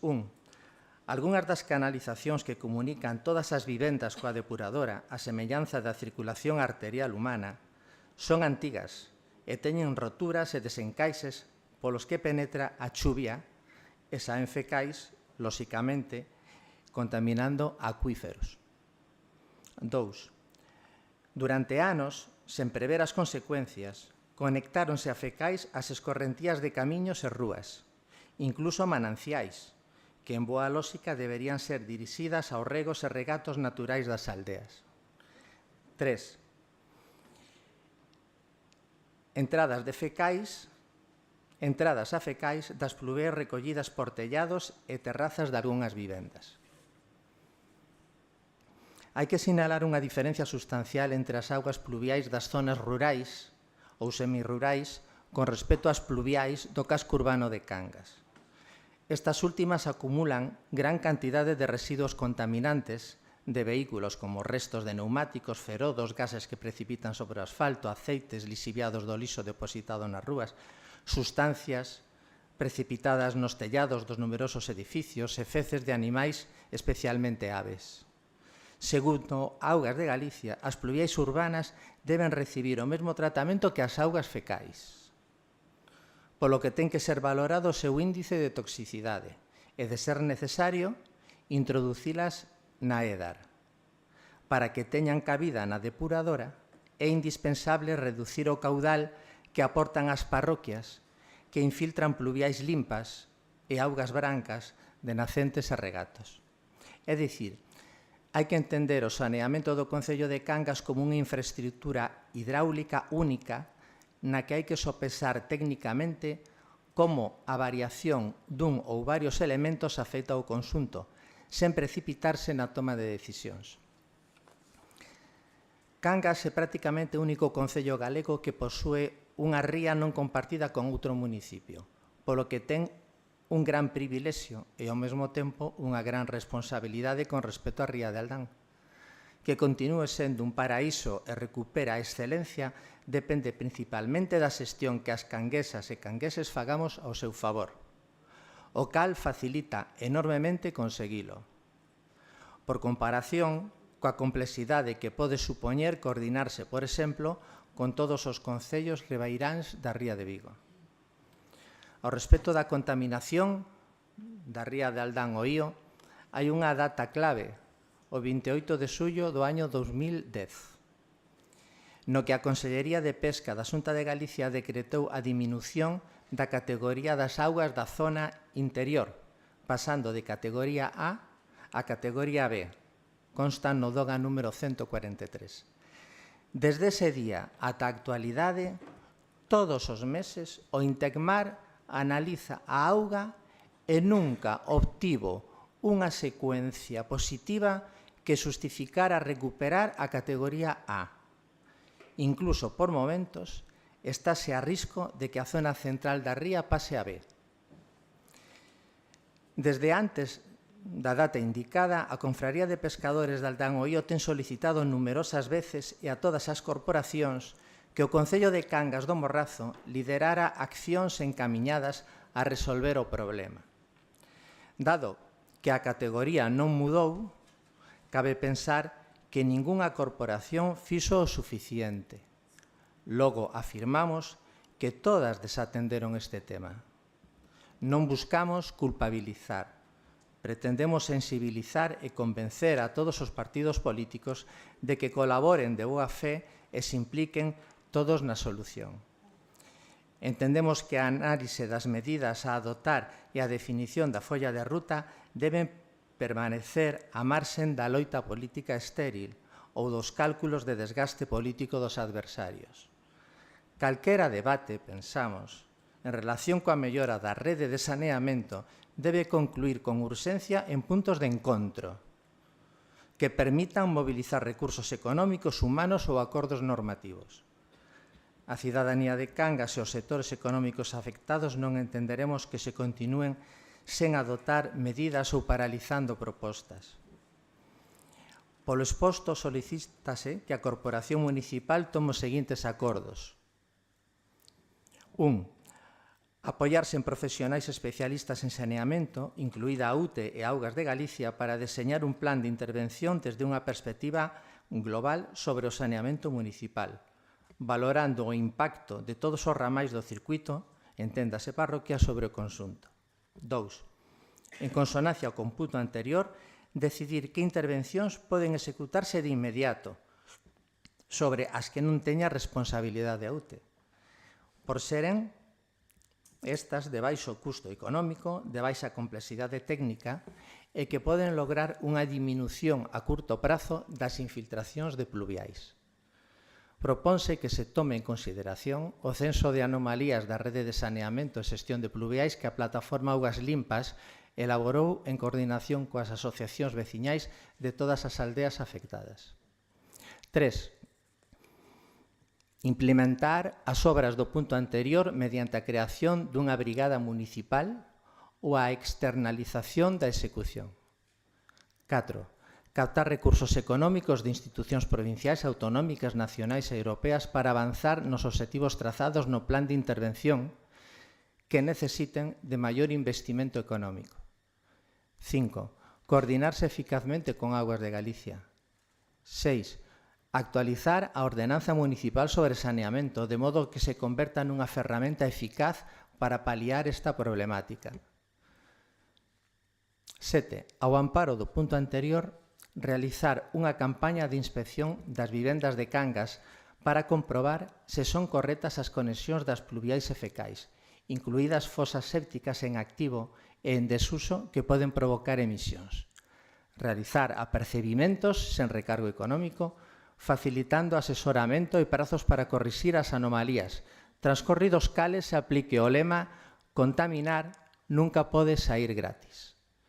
Nun Estado democrático, o incivismo de quen contamina a posta non pode presudicar ao medio ambiente nin a veciñanza cumpridora. 8. Concienciar a cidadanía sobre a gravidade do problema, sobre a necesidade de investir recursos económicos e do imprescindible que resulta a implicación persoal adoptando hábitos correctos nos fogares. E, por último, 9. Crear un selo municipal de calidade medioambiental para establecementos comerciais, empresas, dependencias públicas e vivendas que manifesten boas prácticas en relación co uso da auga e o sistema de saneamento. Isto é todo. Moi ben, grazas.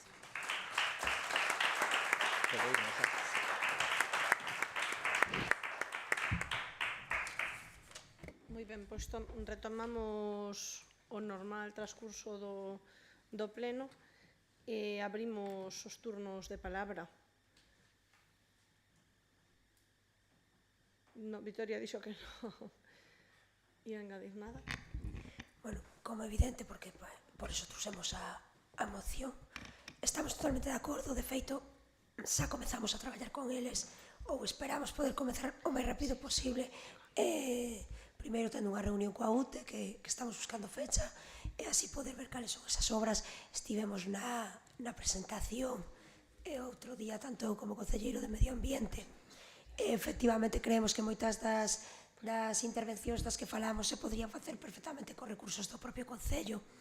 E, bueno, evidentemente nos preocupa moitísimo a calidade da auga na ría de Aldán, e vamos, que poden contar coa concelleira de servizos. É dicir que non teño nada mellor que aportar que a explicación que dá a propia plataforma, e porque responde exactamente ao que a nosa opinión, e vamos a apoiar todos os puntos que propoño.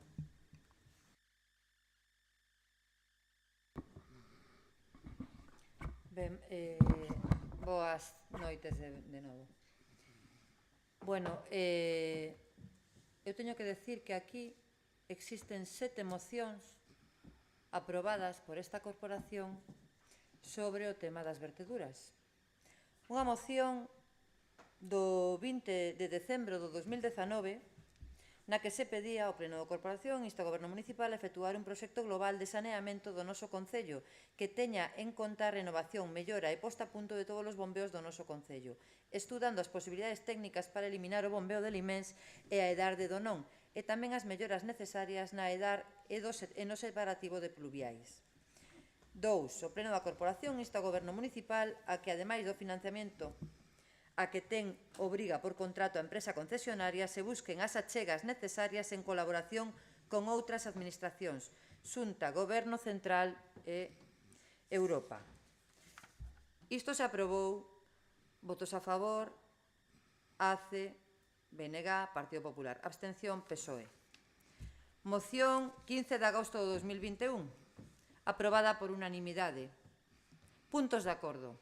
O Pleno da Corporación insta ao Goberno Municipal a solicitar a Augas de Galicia a que efectúe un estudo da situación do saneamento e bombeos do noso concello e medidas a tomar para correxir a situación. 2. O Pleno da Corporación insta ao Goberno Municipal a iniciar expedientes informativos dos vertidos de Aldán, Vilariño, Limens, Santa Marta, Rodeira e Donón. 3. O Pleno da Corporación insta a remitir ditos expedientes á Fiscalía como delitos medioambientais.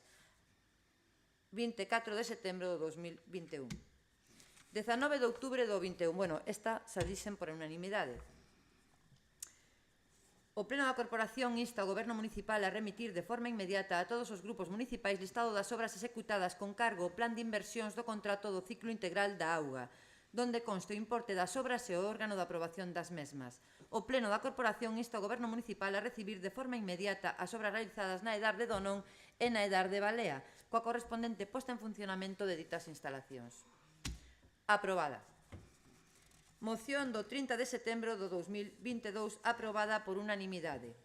O Pleno da Corporación insta ao Goberno Municipal a que encargue aos técnicos municipais un informe do estado dos bombeos e da Edar e no prazo máximo de 3 meses sexa remitida a copia de dito informe aos distintos grupos políticos que conformamos a Corporación.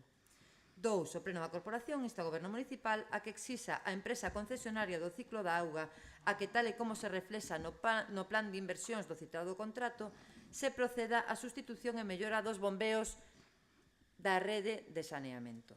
3. O Pleno da Corporación insta ao Goberno Municipal a remitir aos distintos grupos políticos da Corporación un informe de Secretaría donde se relaten as obras, importe das mesmas e data e órgano de aprobación das obras efectuadas con cargo ao plan de inversións do contrato do ciclo da auga. Pleno do 30 de marzo de 2023. Aprobada con abstencións do Bloque Nacionalista Galego, de ACE e do PSOE. O Pleno da Corporación insta ao Goberno Municipal a que se entregue a toda a Corporación nun plazo dun mes o listado de todas as inversións sufragadas polo contrato do ciclo integral da auga. 2. Que se fagan informes e se deriven responsabilidades sancionando o responsable de permitir que se sigan producindo verquidos. Entendemos que a concesionaria é a responsable. Eu, alcaldesa, cando me deixen, continúo.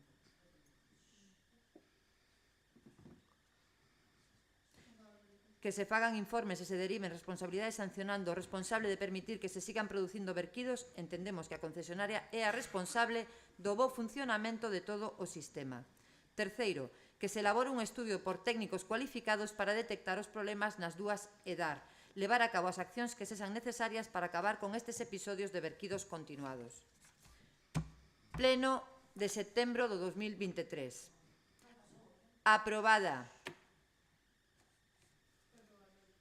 Votos en contra, Bloque Nacionalista Galego, PSOE e Izquierda Unida. O Pleno da Corporación insta ao Goberno Municipal a solicitar a Augas de Galicia que efectúe un estudo da situación do saneamento e bombeos do noso concello e medidas a tomar para correxir a situación. 2. O Pleno Municipal insta ao Goberno de Cangas a que faga entrega aos distintos grupos municipais da Corporación do listado de obras realizadas con cargo ao plan de inversións do contrato coa UTE Xestión Cangas, que obras están pendentes de executar e que obras se executaron con fondos propios.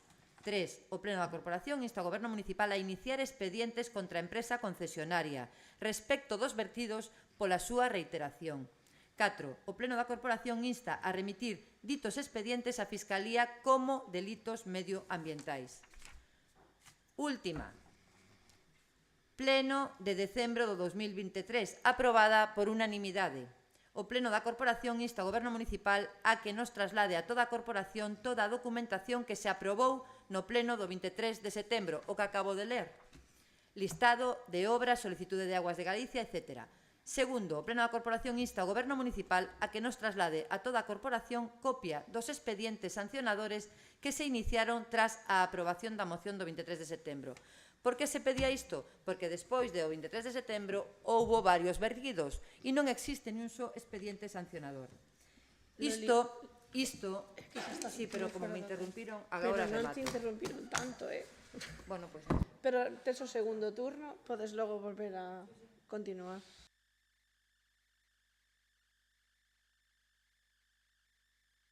de palabra e pechará o PSOE o turno. Comeza Victoria. Bueno, nós creemos que non hai moito máis que aportar, a verdade. A proposta de Augas Limpas é clara e transparente. Por desgracia non é a nosa ría clara e transparente. Todos os acordos plenarios os que chegamos e os que se fixo caso omiso, pois tamén o trasladou por aí a concelleira do PP, podría discutir con ela algún caso, pero non o vou facer, que é o caso de saber das inversións. Nós solicitamos, e ese é un dos puntos nos que marca no seu regulamento, que se creara unha mesa de medio ambiente justamente para que estas cousas non se dilucidaran nun pleno, senón con tempo, e que exclusivamente se falaran os temas un a un, cal é a competencia da UTE, cual é a competencia do Concello, como se debe actuar nunha mesa sectorial de medio ambiente que desde que se creou solamente la publicamos en el BOP. Non la convocaron, donde estamos ademais representantes de toda a corporación e todos os colectivos que poidan interesarlle ou afectarlle o tema do medio ambiente. Porque o diga así non quere dicir que non resulte serio. É moi serio, ben? Pero como vemos que non hai interese, e sinceramente o digo penosamente, pero así o sinto, e así o trasladei, me parece unha pena, sinceramente, creo que se perderon oportunidades de subvencións e de proxectos que non se colleron, que todos e todas somos responsables, se está grabado na miña boca en plenos anteriores, non solamente hai un problema de particulares, que tamén o hai, sino que tamén existe un problema de xestión deste Concello e existe un problema de control nas obras que realiza a UTE, co cual todos e todas somos parte responsable do que está a suceder nas nosas rías, porque o que verten en Vigo tamén nos chega a ría de Aldán, e todos os concellos das rías evidentemente nos teríamos que involucrar nesta situación porque non temos e non existen unhas rías como as nosas e creo que é algo que nos estamos a perder, ademais de ser un recurso económico, o primer recurso económico do noso pobo, co cual aún nos parece moito máis triste. Evidentemente a alternativa vai votar a favor, pero reitera e pide en acta que se convoque o Consello de Medio Ambiente para discutir este tema co tempo e coa seriedade que require e non en última hora dun pleno de hoxe.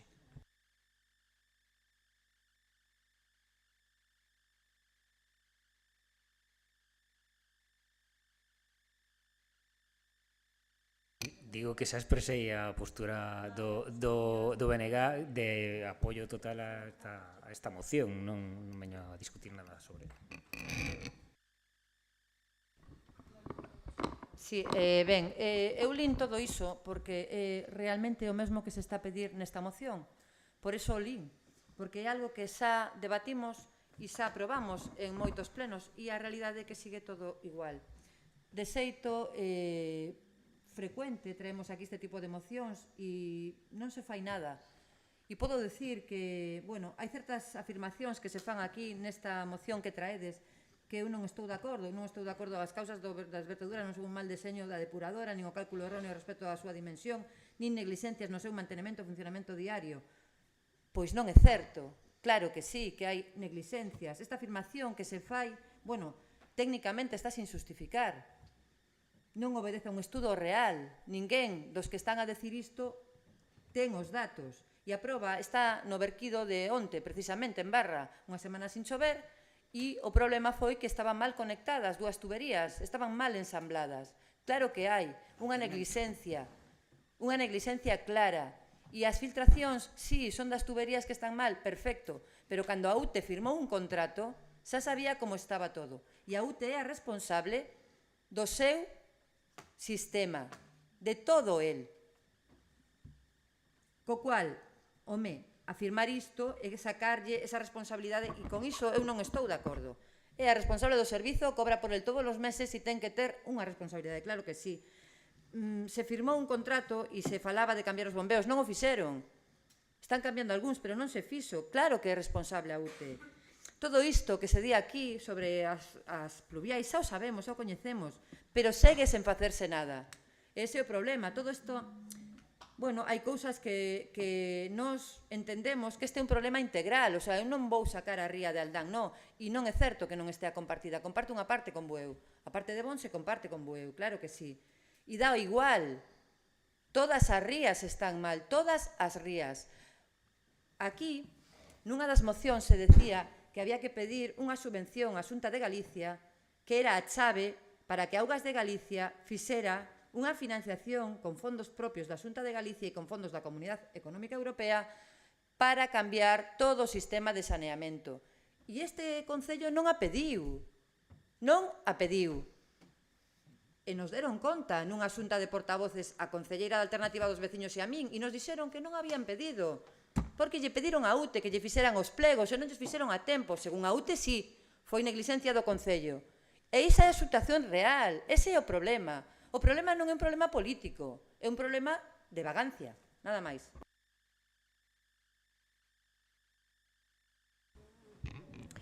Podo decir moitísimas cousas. Sinceramente, creo que non merece a pena, porque realmente estamos desvirtuando a moción.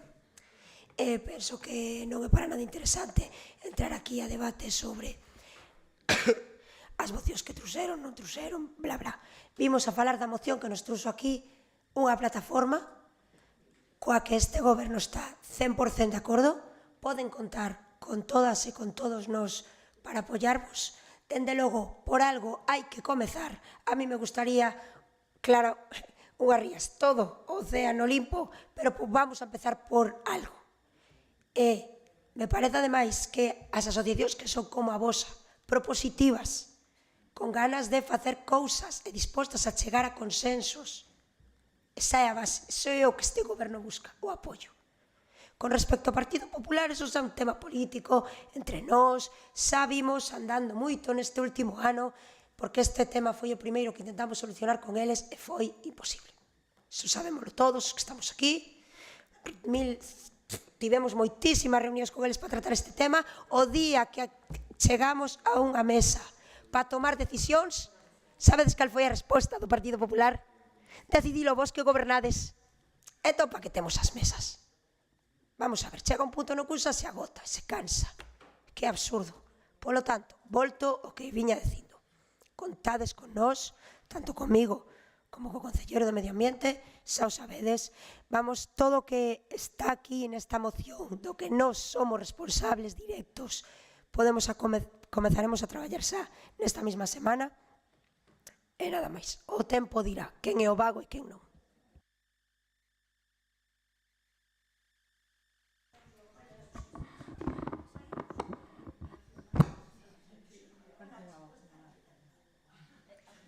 Con nós non tes que traballar coa UTE.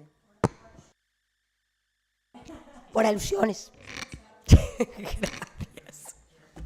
Esto es absurdo. Comentaba a compañeira, e penso que ten razón, a Mesa de Medio Ambiente. Pero, Samiras, Vitoria, que é inútil. É inútil porque di, non, vamos a sentarnos ali a falar con quen? Con quen si di, non, traballa coa UTE. Vamos a ver, sentémonos a falar e falemos e cheguemos a acordos.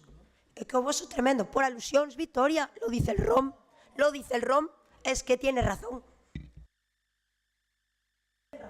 Por alusións, a única que nunca se lle dá turno é a Vitoria Portas. É o único que vou alegar.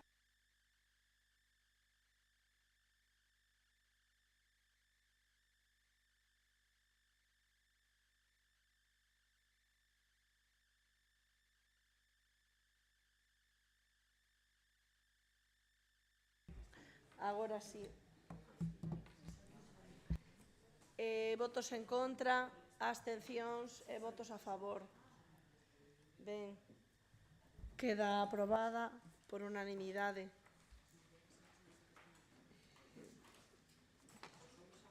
Pasamos á moción do Grupo Municipal do BNG sobre a situación dos conservatorios de música municipais galegos. Boa noite a todas e todos. Hoxe traemos esta moción ao pleno para visibilizar a situación do Conservatorio de Cangas Este conservatorio, como outros 22 na Galiza, está xestionado íntegramente polo Concello. E cando dicimos xestionado polo Concello, estamos referíndonos tanto a unha xestión administrativa como a unha xestión económica. Porén, hai outros 7 conservatorios no país que sí que están xestionados íntegramente pola Consellería de Educación, o que é entendible, por outra banda, xa que estamos falando de estudos formais e regrados. Dende o BNG pensamos que esta dualidade é ilóxica. Para que nos entendamos, é como se a Escola Oficial de Idiomas de Vigo estivese xestionada pola Consellaría con todos os dereitos que isto implica, pero a sección de Cangas que temos aquí, todas e todos o sabedes, no IES de Rodeira, dependese do Concello de Cangas. Isto non tería sentido, non? Entón, por que se dá esta situación nos conservatorios, que é a que temos agora mesmo, tanto no Conservatorio de Cangas como, por exemplo, Vilagarcía, Bayona, pero, bueno, imos falar do de Cangas.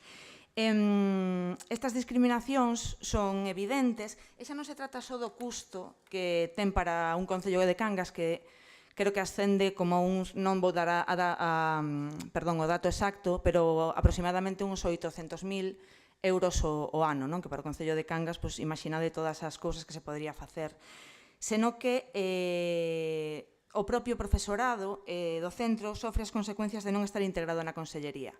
Algúnas cousas que estiven falando coa dire do conservatorio o martes foi, por exemplo, que o profesorado non pode realizar os cursos de formación permanente, como sí que pode acceder o profesorado dos conservatorios das cidades e o resto do persoal funcionario da Xunta, como, por exemplo, podo ser eu, non?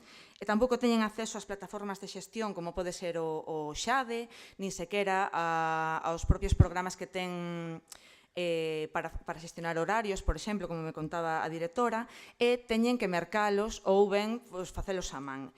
Ademais, isto sí que é grave, é que o profesorado das listaxes da Consellaría non pode acceder a sustitucións nestes centros, non? Por exemplo, no Conservatorio de Cangas. Entón, moitas veces, cando collen unha baixa médica, obviamente, o alumnado queda sen sustitucións. Neste Concello xa estamos afeitas a lidar con competencias, hoxe xa se falou e noutros plenos tamén se fala, non, das competencias que realmente pensamos que non nos corresponden como Concello, pero, sempre as asumimos, xa que, como sempre decimos, trátanse de servizos básicos para a sociedade, non? Que sen esta asunción que temos os concellos desaparecerían.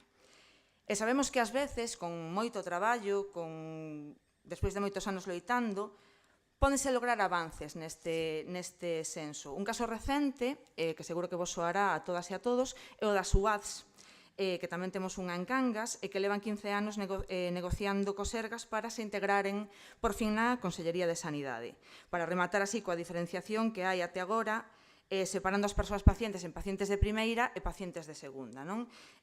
Agardamos que o gran paso mostrado pola Xunta no último mes, por fin, traia a tan loitada integración. Por eso pensamos que se pode lograr que a UAD se integre no Sergas, tamén se poderá lograr co tempo, debatendo e reflexionando sobre isto, que todos os conservatorios estén integrados na Consellería de Educación, que é onde lles corresponde. Entón, por todo iso, para que o profesorado e alumnado non teña que sufrir estas discriminacións, traemos os seguintes puntos de acordo. Leo. Asumir a súa competencia con respecto aos conservatorios con titulacións oficiais, xestionar e costear o servicio educativo na súa totalidade, mantemento, dotacións, materiais educativos e instrumentos, persoal docente e non docente. En tanto, planifican asumir a competencia dos conservatorios municipais galegos, convocar axudas aos concellos que cubran os custos da súa xestión, colaborar na sustitución ou cobertura de plazas vacantes do persoal docente mediante listaxes de Consellería de Educación e proporcionar as ferramentas informáticas que se precisen. Crear unha rede de conservatorios profesionais de música, agrupando os centros por comarcas, de acordo a criterios territoriais de proximidade, así como de población total, tendo en conta unha oferta equilibrada territorialmente e atendendo os datos de poboación e propostas dos diferentes concellos. E, por último, número 4, escoitar previamente as direccións dos centros e as comunidades educativas e os concellos para avanzar no obxectivo de que pasen a ser conservatorios, faltame aquí unha palabra, non sei se tedes o copialo, perdón, da Xunta de Galiza. Moitas grazas. Moi ben, abrimos entón o primeiro turno de intervencións. Tal como comentou a concelleira, evidentemente é unha competencia non propia, unha competencia que ademais nace a raíz dunha subvención que casi cubría o 100% no seu momento e ano, e desto estou falando de fai moitísimo tempo, moitísimos anos, e que pouco a pouco a Xunta vai reducindo o importe e acaba asumindo o Concello con totalidade. Non solamente temos que considerar que hai certas cousas que sexan competencias non propias ou propias, que porque non sexan propias non as vayamos a asumir. É dicir, temos, e eu neste caso quero dicir, a sorte de vivir nun concello onde a base, a nosa rapazada, a nosa xente moza, sempre se inclina, casi sempre o ben pola música ou ben polo deporte, co cual podemos dar moitas grazas de que temos esas oportunidades, e esta é unha ferramenta máis que teríamos que dar con axuda ou sen axuda, e así segue hoxe, porque é certo que é un conservatorio con moitísima matrícula e que, bueno, pois que os resultados están aí e que o ámbito na cultura do noso concello é algo coñecido fora das nosas fronteiras, co cal evidentemente temos que apoiar. Pero tamén é certo que a Alternativa vai apoiar esta moción porque tamén xa está ben de que teñamos que asumir este tipo de competencias. O falábamos anteriormente, somos un concello de 27.000 habitantes con un orzamento de 16 por ahora, de 16 millóns e medio, que pasa casi todos os cartos por competencias e por actuacións as máis caras que non son as que lle corresponden, como pode ser o SAF, como pode ser a Unidade de Drogodependencia, que facía tamén referencia, ou como pode ser o Conservatorio. Principalmente SAF e Conservatorio se ganan 1 millón de euros nos nosos orzamentos, para nós iso é un gran peso, unha gran lousa de gasto, e non poder utilizalo naquelas competencias que sí que son nosas, que son as seguridades nos areais.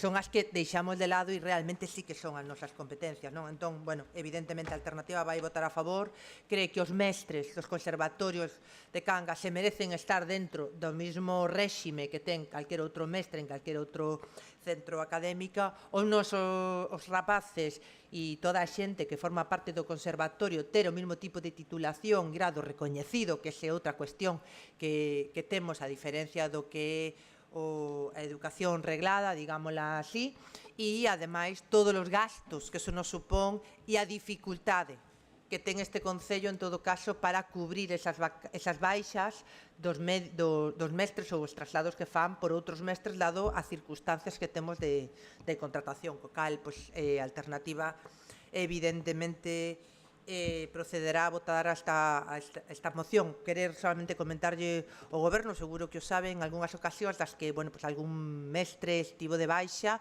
o que decidiu este Concello foi non contratar un falso autónomo profesor de violín, e o que si fixo foi unha ferramenta que lle dá a propia administración, que é poder pedir colaboración con outro Concello e tirar dunha lista de contratación de mestres de audito de conservatorio de outros Concellos. Nos parece unha forma máis leal ante a forma de contratar, moito menos porque nunca vamos a apoiar unha contratación de falsos autónomos, e unha forma de darlle posibilidades a estes mestres de rotarse e de ter uns contratos máis estables e unha consolidación nos seus postos máis segura, claro está.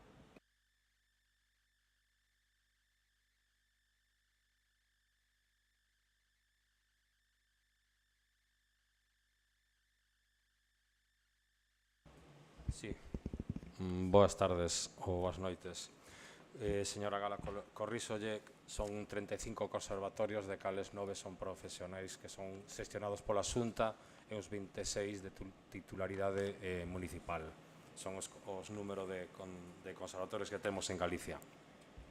Supoño que sabe que todos eles foron solicitados por as administracións locais, non son impostos por ningún caso pola Xunta de Galicia, polo que creo que teño dúbidas que este tipo de mocións correspondan ao interese ou non do Bloque Nacionalista Galega de manter os conservatorios nos concellos onde gobernen, que é noso caso.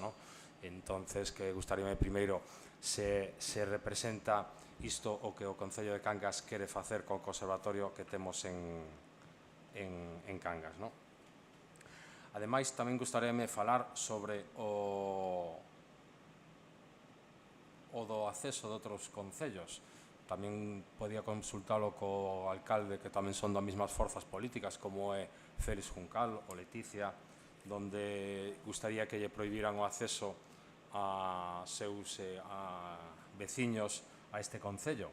aínda que sabe que é ilegal que non permitan facer a matrícula neste Concello.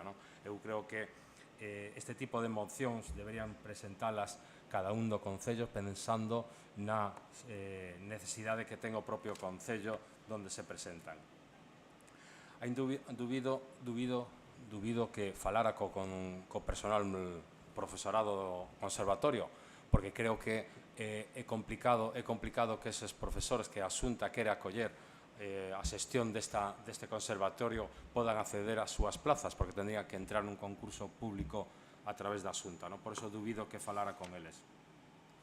Non estamos de acordo na moción, excepto no punto 2, que sí, que podemos estar de acordo en apoiar ese punto, pero aínda que creo que é o mesmo que apoyemos ese punto onde están solicitando asumir mentras tanto planifican asumir a competencia dos conservatorios galegos, convocar axudas que a Xunta de Galicia convoca axudas aos concellos que cubran os custos da súa xestión.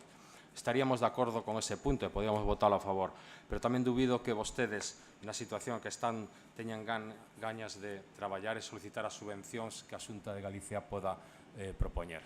Nada máis por agora.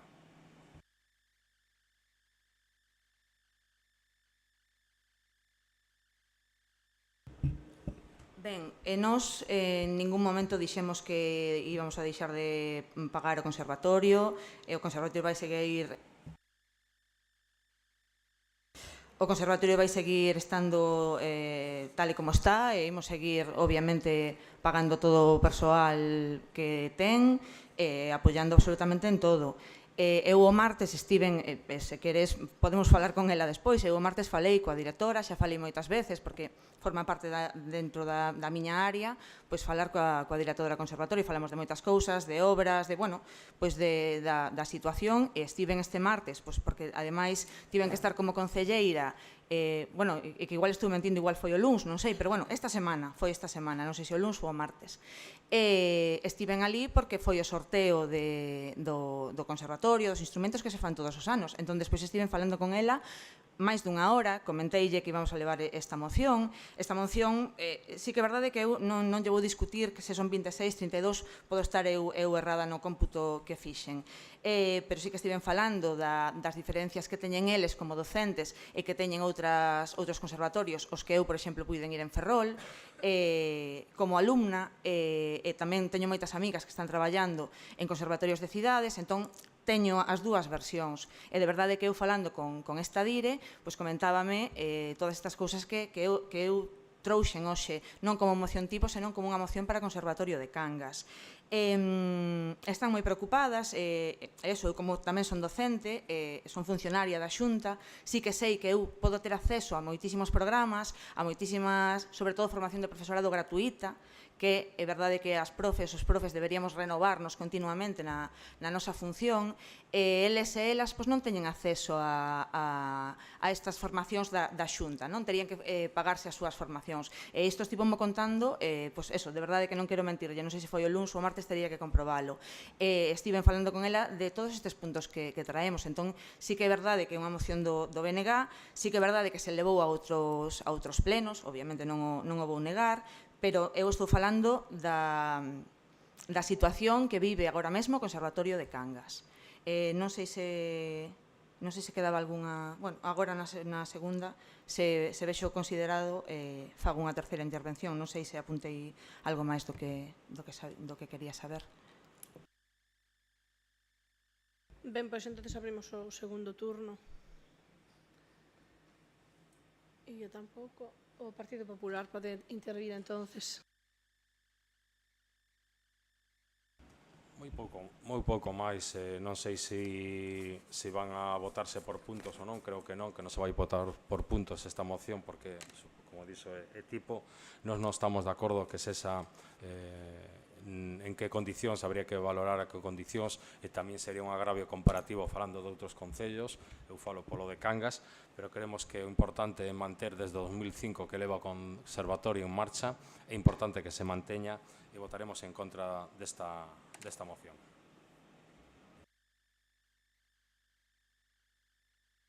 que tiña apuntado dos outros concellos. Os outros concellos poden matricularse perfectamente no Conservatorio de Cangas. Sí que é verdade que primeiro, por sorteo, e digo porque estuve en eso, o luns ou o martes, agora o comprobo, que día foi, van como por cupos distintos. Primeiro van as persoas de Cangas, como? Primeiro van as persoas de Cangas e despois entran as persoas de Bueu e de Moaña, o sea, non sei se era esa a pregunta, pero bueno, entran todos os alumnos e as alumnas que o piden, de toda a comarca, aínda que o conservatorio sexa de Cangas.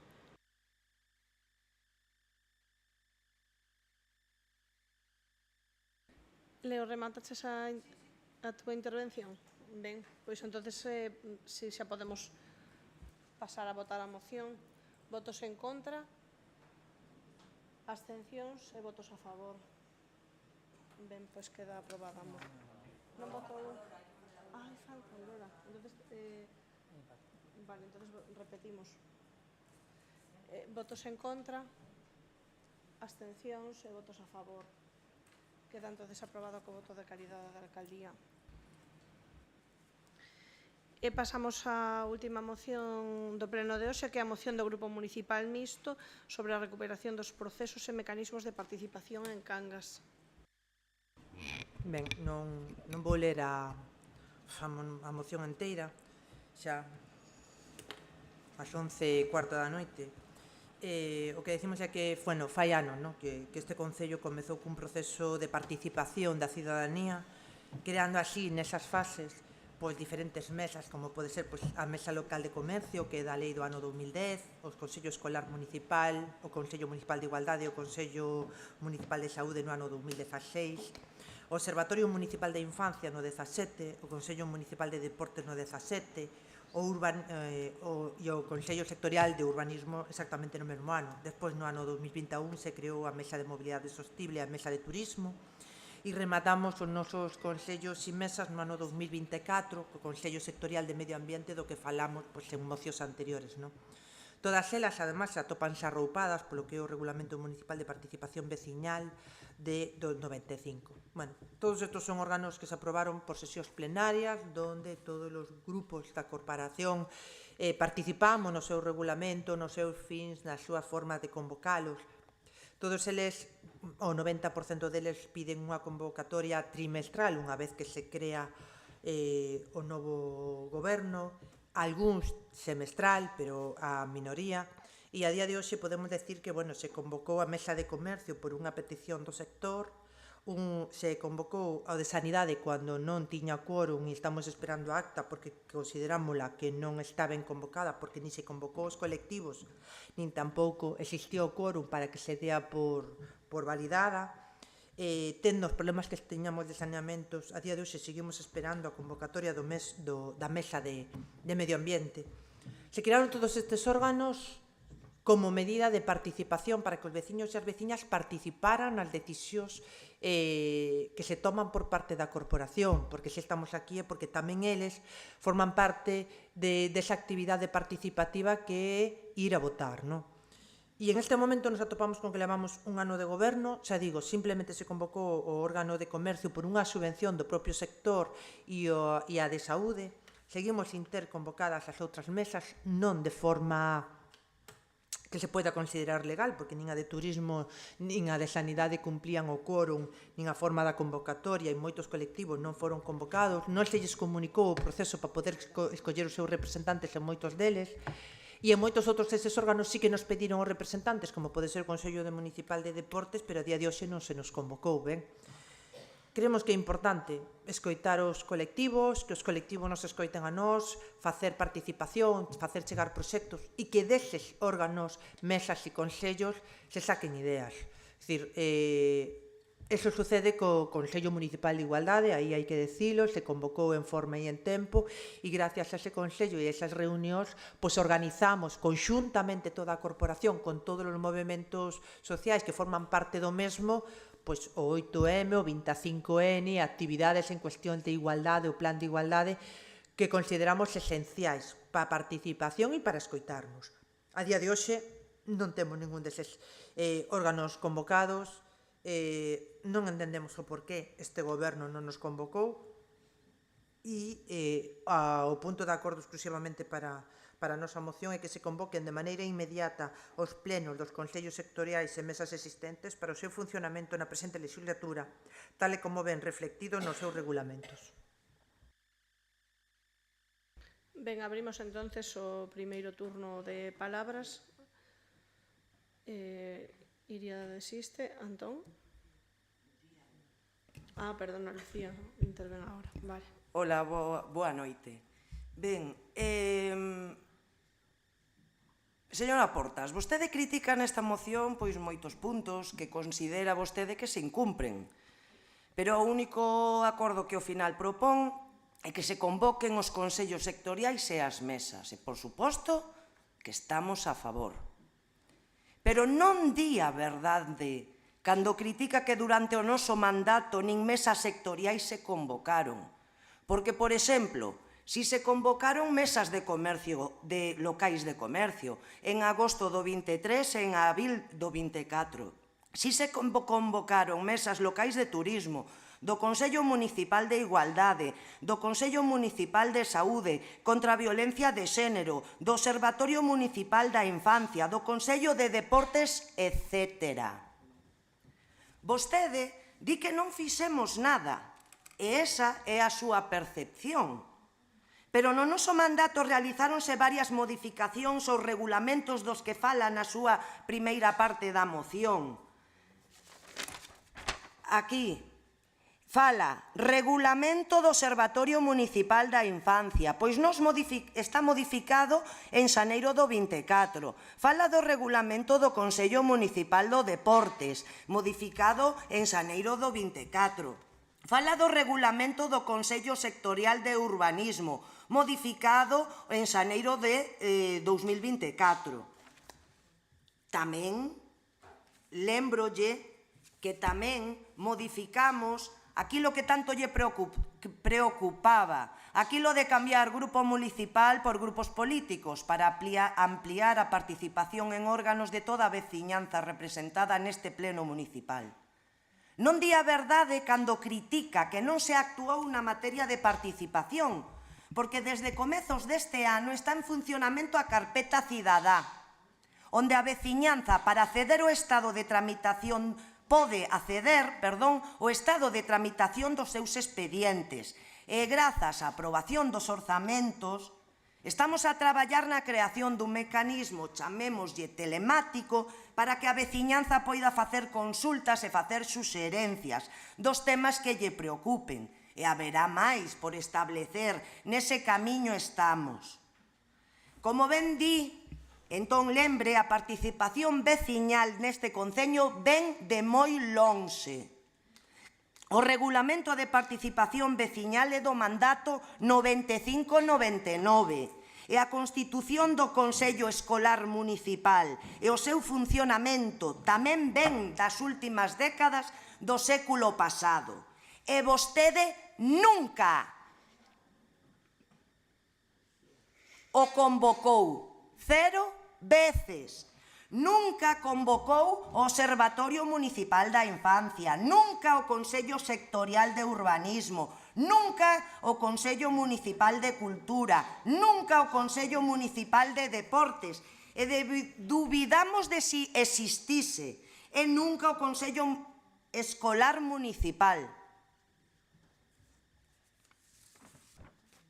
A pesar de todo isto, pois estamos de acordo coa parte dispositiva, porque a nosa obriga a poñer en funcionamento os consellos e mesas que faltan. É verdade, e non dubide de que así o faremos. Polo tanto, votaremos a favor desa moción presentada por vostede.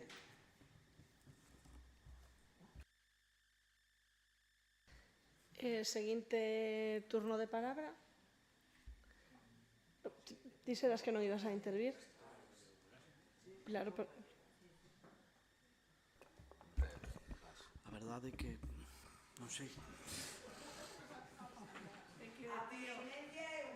Non entro na forma de expresión de cada persona, é moi libre, moi...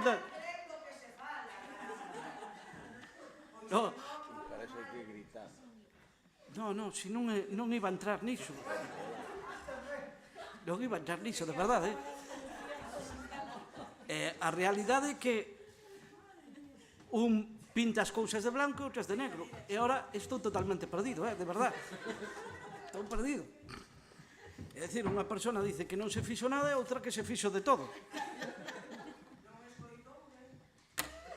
Non, xa digo, estou perdido, Estou perdido.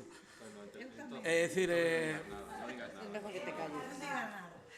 a verdade é que a nós non nos chegaron as invitacións de participación. Digo que, ao mellor, outros colectivos tiveron a sorte de que recibiron as participacións, nós debemos estar noutro sitio. Mala sorte, mala sorte. Os argumentos están aí. A mesa local de comercio, por exemplo, é prácticamente unha mesa casi de obriga, porque non lo establecen hasta outras administracións e non se establecen os colectivos. A realidade é a que se modificaron moitos regulamentos, se modificou moita norma, moito escrito, pero a participación real en sí nestas mesas de traballo pouco desde o noso punto de vista. O mellor equivoco. Tamén dicir que a señora Portas presume moito, pero desgraciadamente, na maioría dos casos, salvo honrosas excepcións, estas mesas sectoriais funcionan un pouco como o famoso dito de crea unha comisión se non queres resolver un problema. E aí se quedan as cousas aí e vamos alongándonos. Nós estamos de acordo en que a veciñanza hai que darlle máis participación no fondo do asunto, entrar máis é complexo, a verdade é que faiseme complexo, e o único que intentaría propor é modificar o de que se convoquen de maneira inmediata, máis ben que se faga un calendario de convocatoria, porque se facemos de maneira inmediata non salimos mañán, tarde e noite daqui. Vamos a ter que estar as 24 horas con tanta comisión e con tanta mesa sectorial. Nada máis.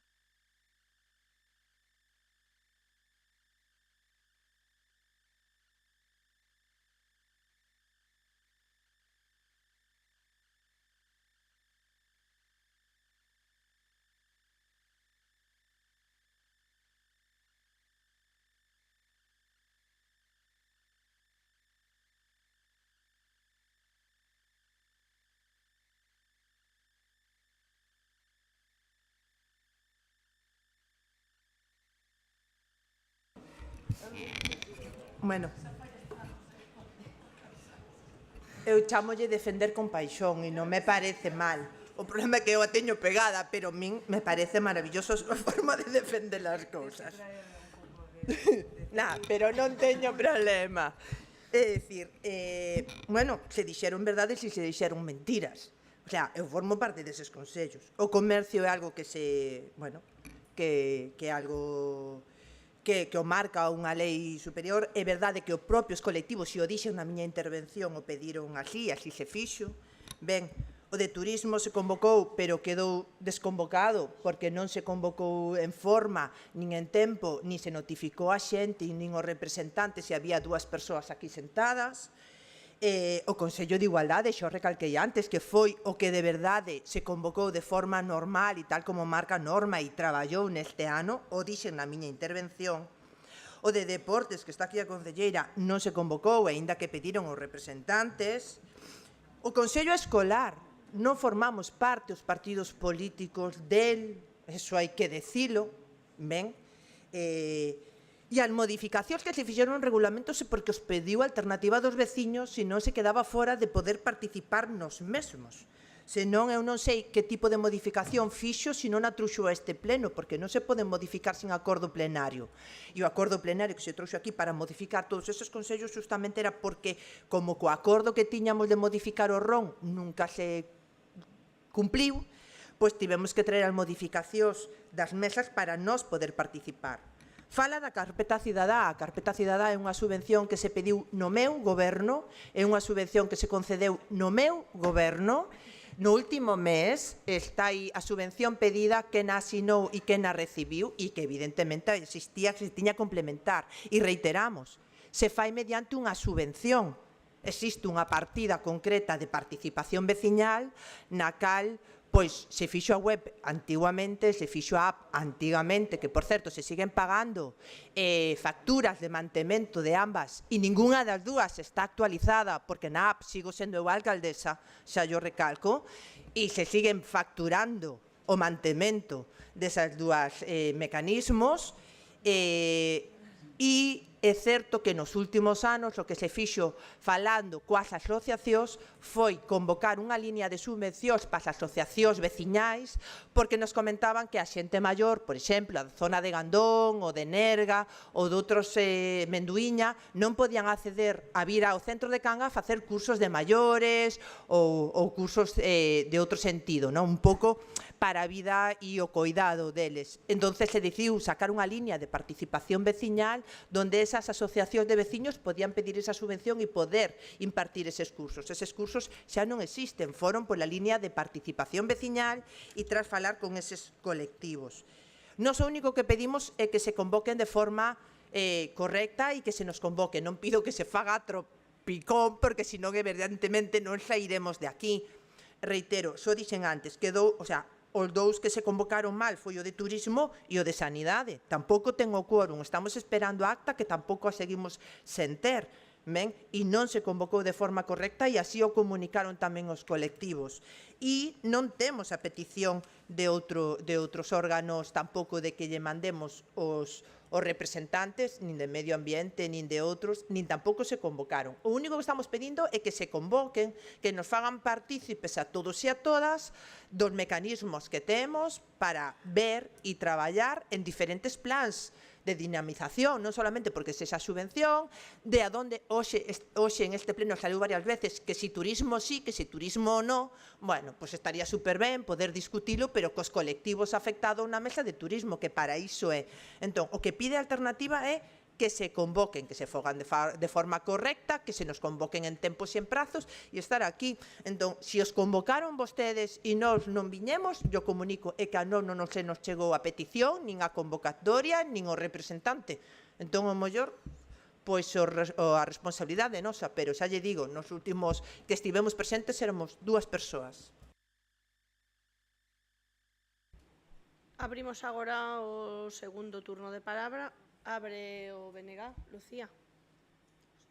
Nada, eu simplemente dicirlle, como lle dixen ao principio, que efectivamente que nós sí que vamos convocar consellos sectoriais máis de mesas, tal como ela propón.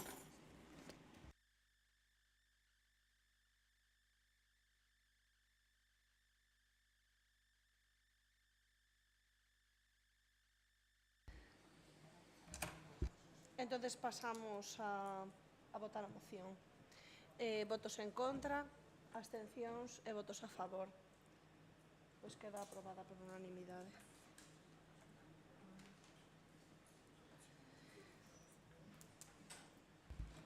Están as dacións de conta postas a disposicións dos concelleiros e concelleiras.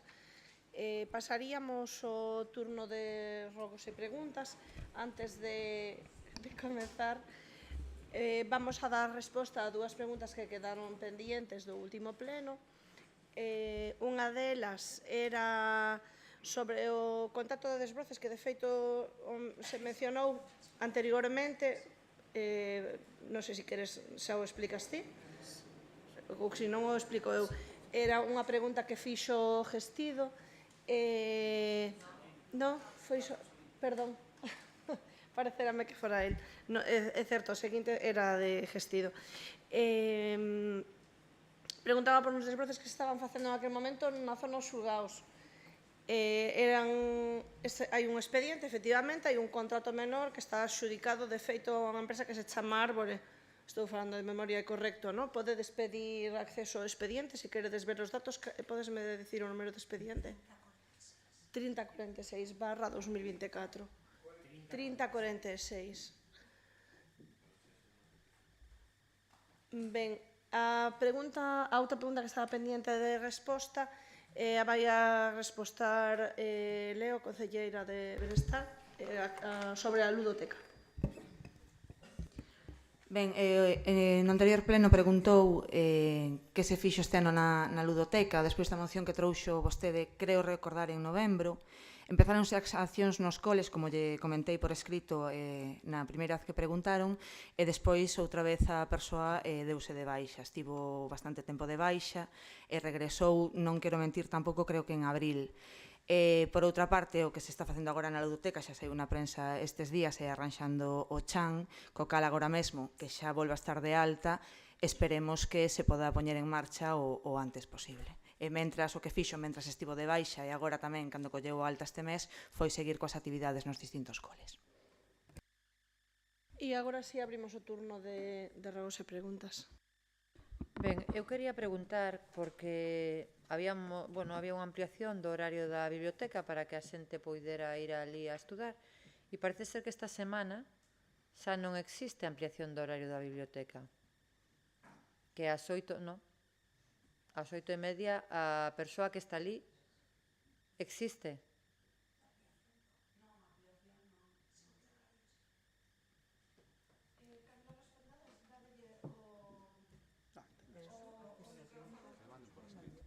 Bueno, respondo, non está a Concellería de Cultura, pero de persoal, como me enterei un pouco do tema, si se modificou ese horario nun tempo, no tempo no que había moitas exames e se considerou que había máis afluencia de xente. Como agora xa non é así, realmente non está a haber xente a esas horas, nin hai solicitudes, pois non hai. De todos modos, é algo de cultura.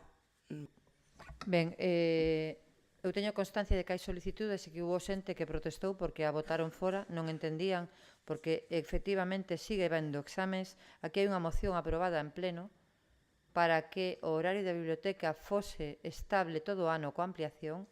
É unha moción aprobada no pleno, poden vostedes consultar a hemeroteca. E, bueno, me gustaría que se dese traslado e me gustaría tamén a contestación por escrito. Despois, hoxe, ás 8:30 da mañán, ninguén abriu a biblioteca. Parece ser que se perderon as chaves. Entón, me gustaría saber se teñen coñecemento disto, de que non se abriu ás 8:30 da mañán a biblioteca, e se saben, se teñen coñecemento, se saben se porque perderon as chaves ou por calquera outra causa. E tamén quería a resposta por escrito. Grazas.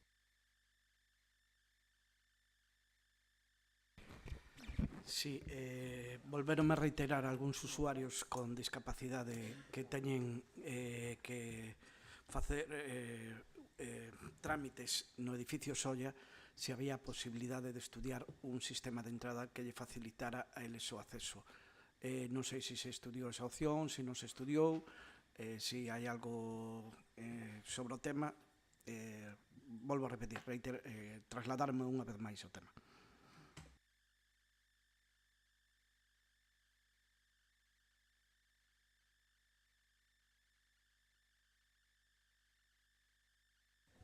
Sí, o señor concelleiro de Urbanismo falou sobre, nunha das súas intervencións, se falou sobre o tema da poda dos árbores, que foron conscientes de deixalos así, sen podar. Gustaríame saber se existe algún informe técnico que avala esa decisión, quen foi o técnico especialista que fixo ese informe, quero ter acceso tamén a ese expediente. Neste caso vou a responder eu, porque é un tema que coñezo ben. Si hai informes municipais, de feito, incluso algo que non pasa só... Por escrito tamén. Sí, claro, hai un informe, está por escrito, non o teño na miña cabeza. Non te sei dicir agora o expediente de memoria, pero vos diremos o expediente e poderedes acceder a él sen problema ningún. A parte de que sí que hai informes no Concello de Cangas feitos por técnicos na área forestal, os propios docentes do Obradoiro de Forestal fixeron tamén, eu falei con eles, a súa recomendación de non seguir facendo podas salvaxes, se así eles o denominan, sobre árbores que ao final o que produce é un proceso de putrefacción, porque é unha poda indiscriminada que basicamente é cortar todas as ponlas secundarias que deixan a árbore con multitude de feridas que non é capaz de sellar e acaba xerando procesos de putrefacción. Non só pasa en Cangas, pasa en moitos outros concellos. E hai extensa literatura sobre este tema que estaría encantada de facilitarche. Seguinte. Bueno, eu tamén podo engadir algo a iso porque tuve acceso ao expediente. Efectivamente, aí hai un informe. Ese informe na parte... Agora, isto colleme así, estou falando de memoria, e non teño así os datos, pero podémoslo tratar. No final do informe, en conclusións, as conclusións dice para sanear e resolver o problema destas plantas hai que facer unha poda selectiva. Poda. É dicir, está dicindo que hai que podalo. Por tanto, non entendo donde dicen vostedes que dice que non hai que podalo. E se non, lean o informe. Despois pregunteilles que técnico había, se había sido un técnico con capacitación recoñecida, e dixeron que non. Non había así ningunha firma. Por tanto, quería engadir eso. Bueno, vou facer dúas preguntiñas aquí. Na praia de Castiñeira fixéronse dúas escaleiras de acceso. Gustaríame saber se saben quen fixo esa obra. Eso quero tamén por escrito. E a segunda, se saben vostedes onde está o Parque de San Pedro. E se saben tamén en que estado está, porque mañán é a festa de San Pedro e creo que as condicións do parque non son as adecuadas. Pero, bueno, nada máis. Sí, eu quería preguntar sobre o horario de atención dos concelleiros á veciñanza. Recibimos queixas continuamente. Teñen o que aparece na página web do Concello é un horario amplio, un horario dos funcionarios do Concello. E cando a xente solicita unha cita con un concelleira determinado, nunca sabe cando van a atender, danlle largas, din que esperen a chamada, esa chamada non se produce. E a xente quere falar con algún concelleiro concreto, non con un técnico, xa falaron cos técnicos, ou precisan a palabra e que o escoite un concelleiro. Queríamos ver se se pode aclarar en algún momento, publicar que horario teñen de atención e como se pode axilizar para que esas chamadas de verdad se devolvan.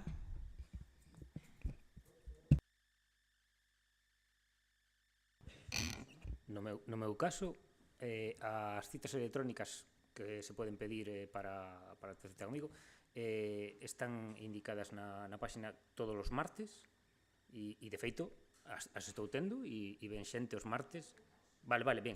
E, aparte diso, os venres sin cita previa, no meu caso. Aínda máis che digo, se ven calquer día que é o habitual e non estou ocupado con unha reunión ou con outra persona, eu recibo sin ningún tipo de problemas incluso. O sea que, no meu caso, se che digo, non sei de que me estás falando, a verdade.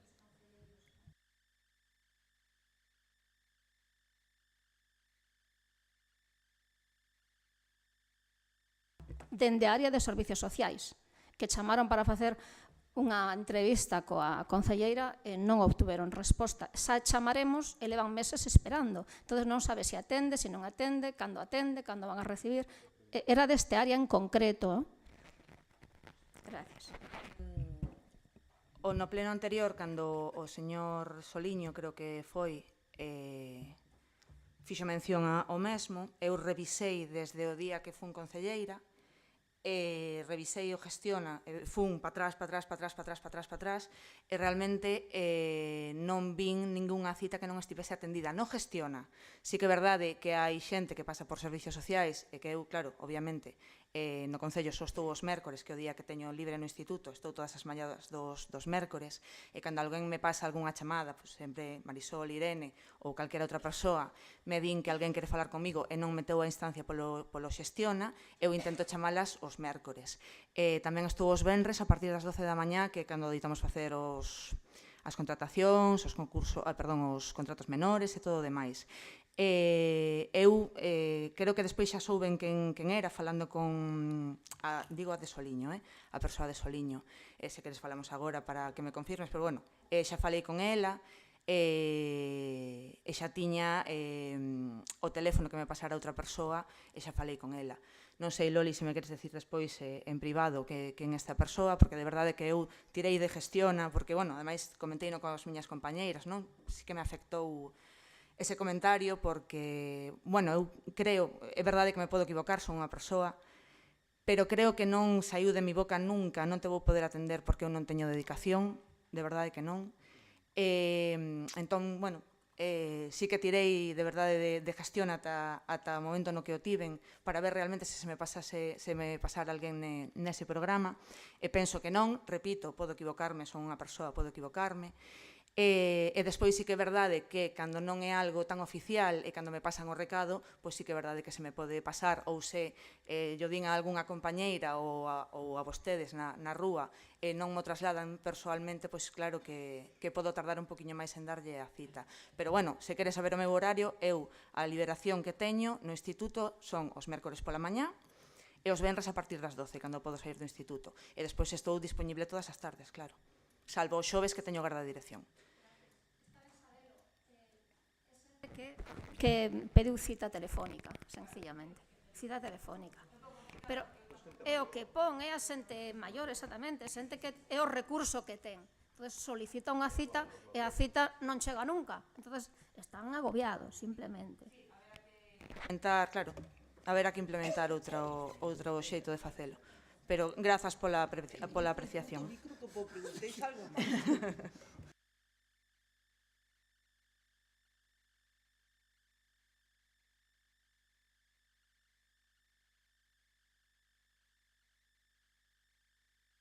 Pois damos por rematada esta sesión.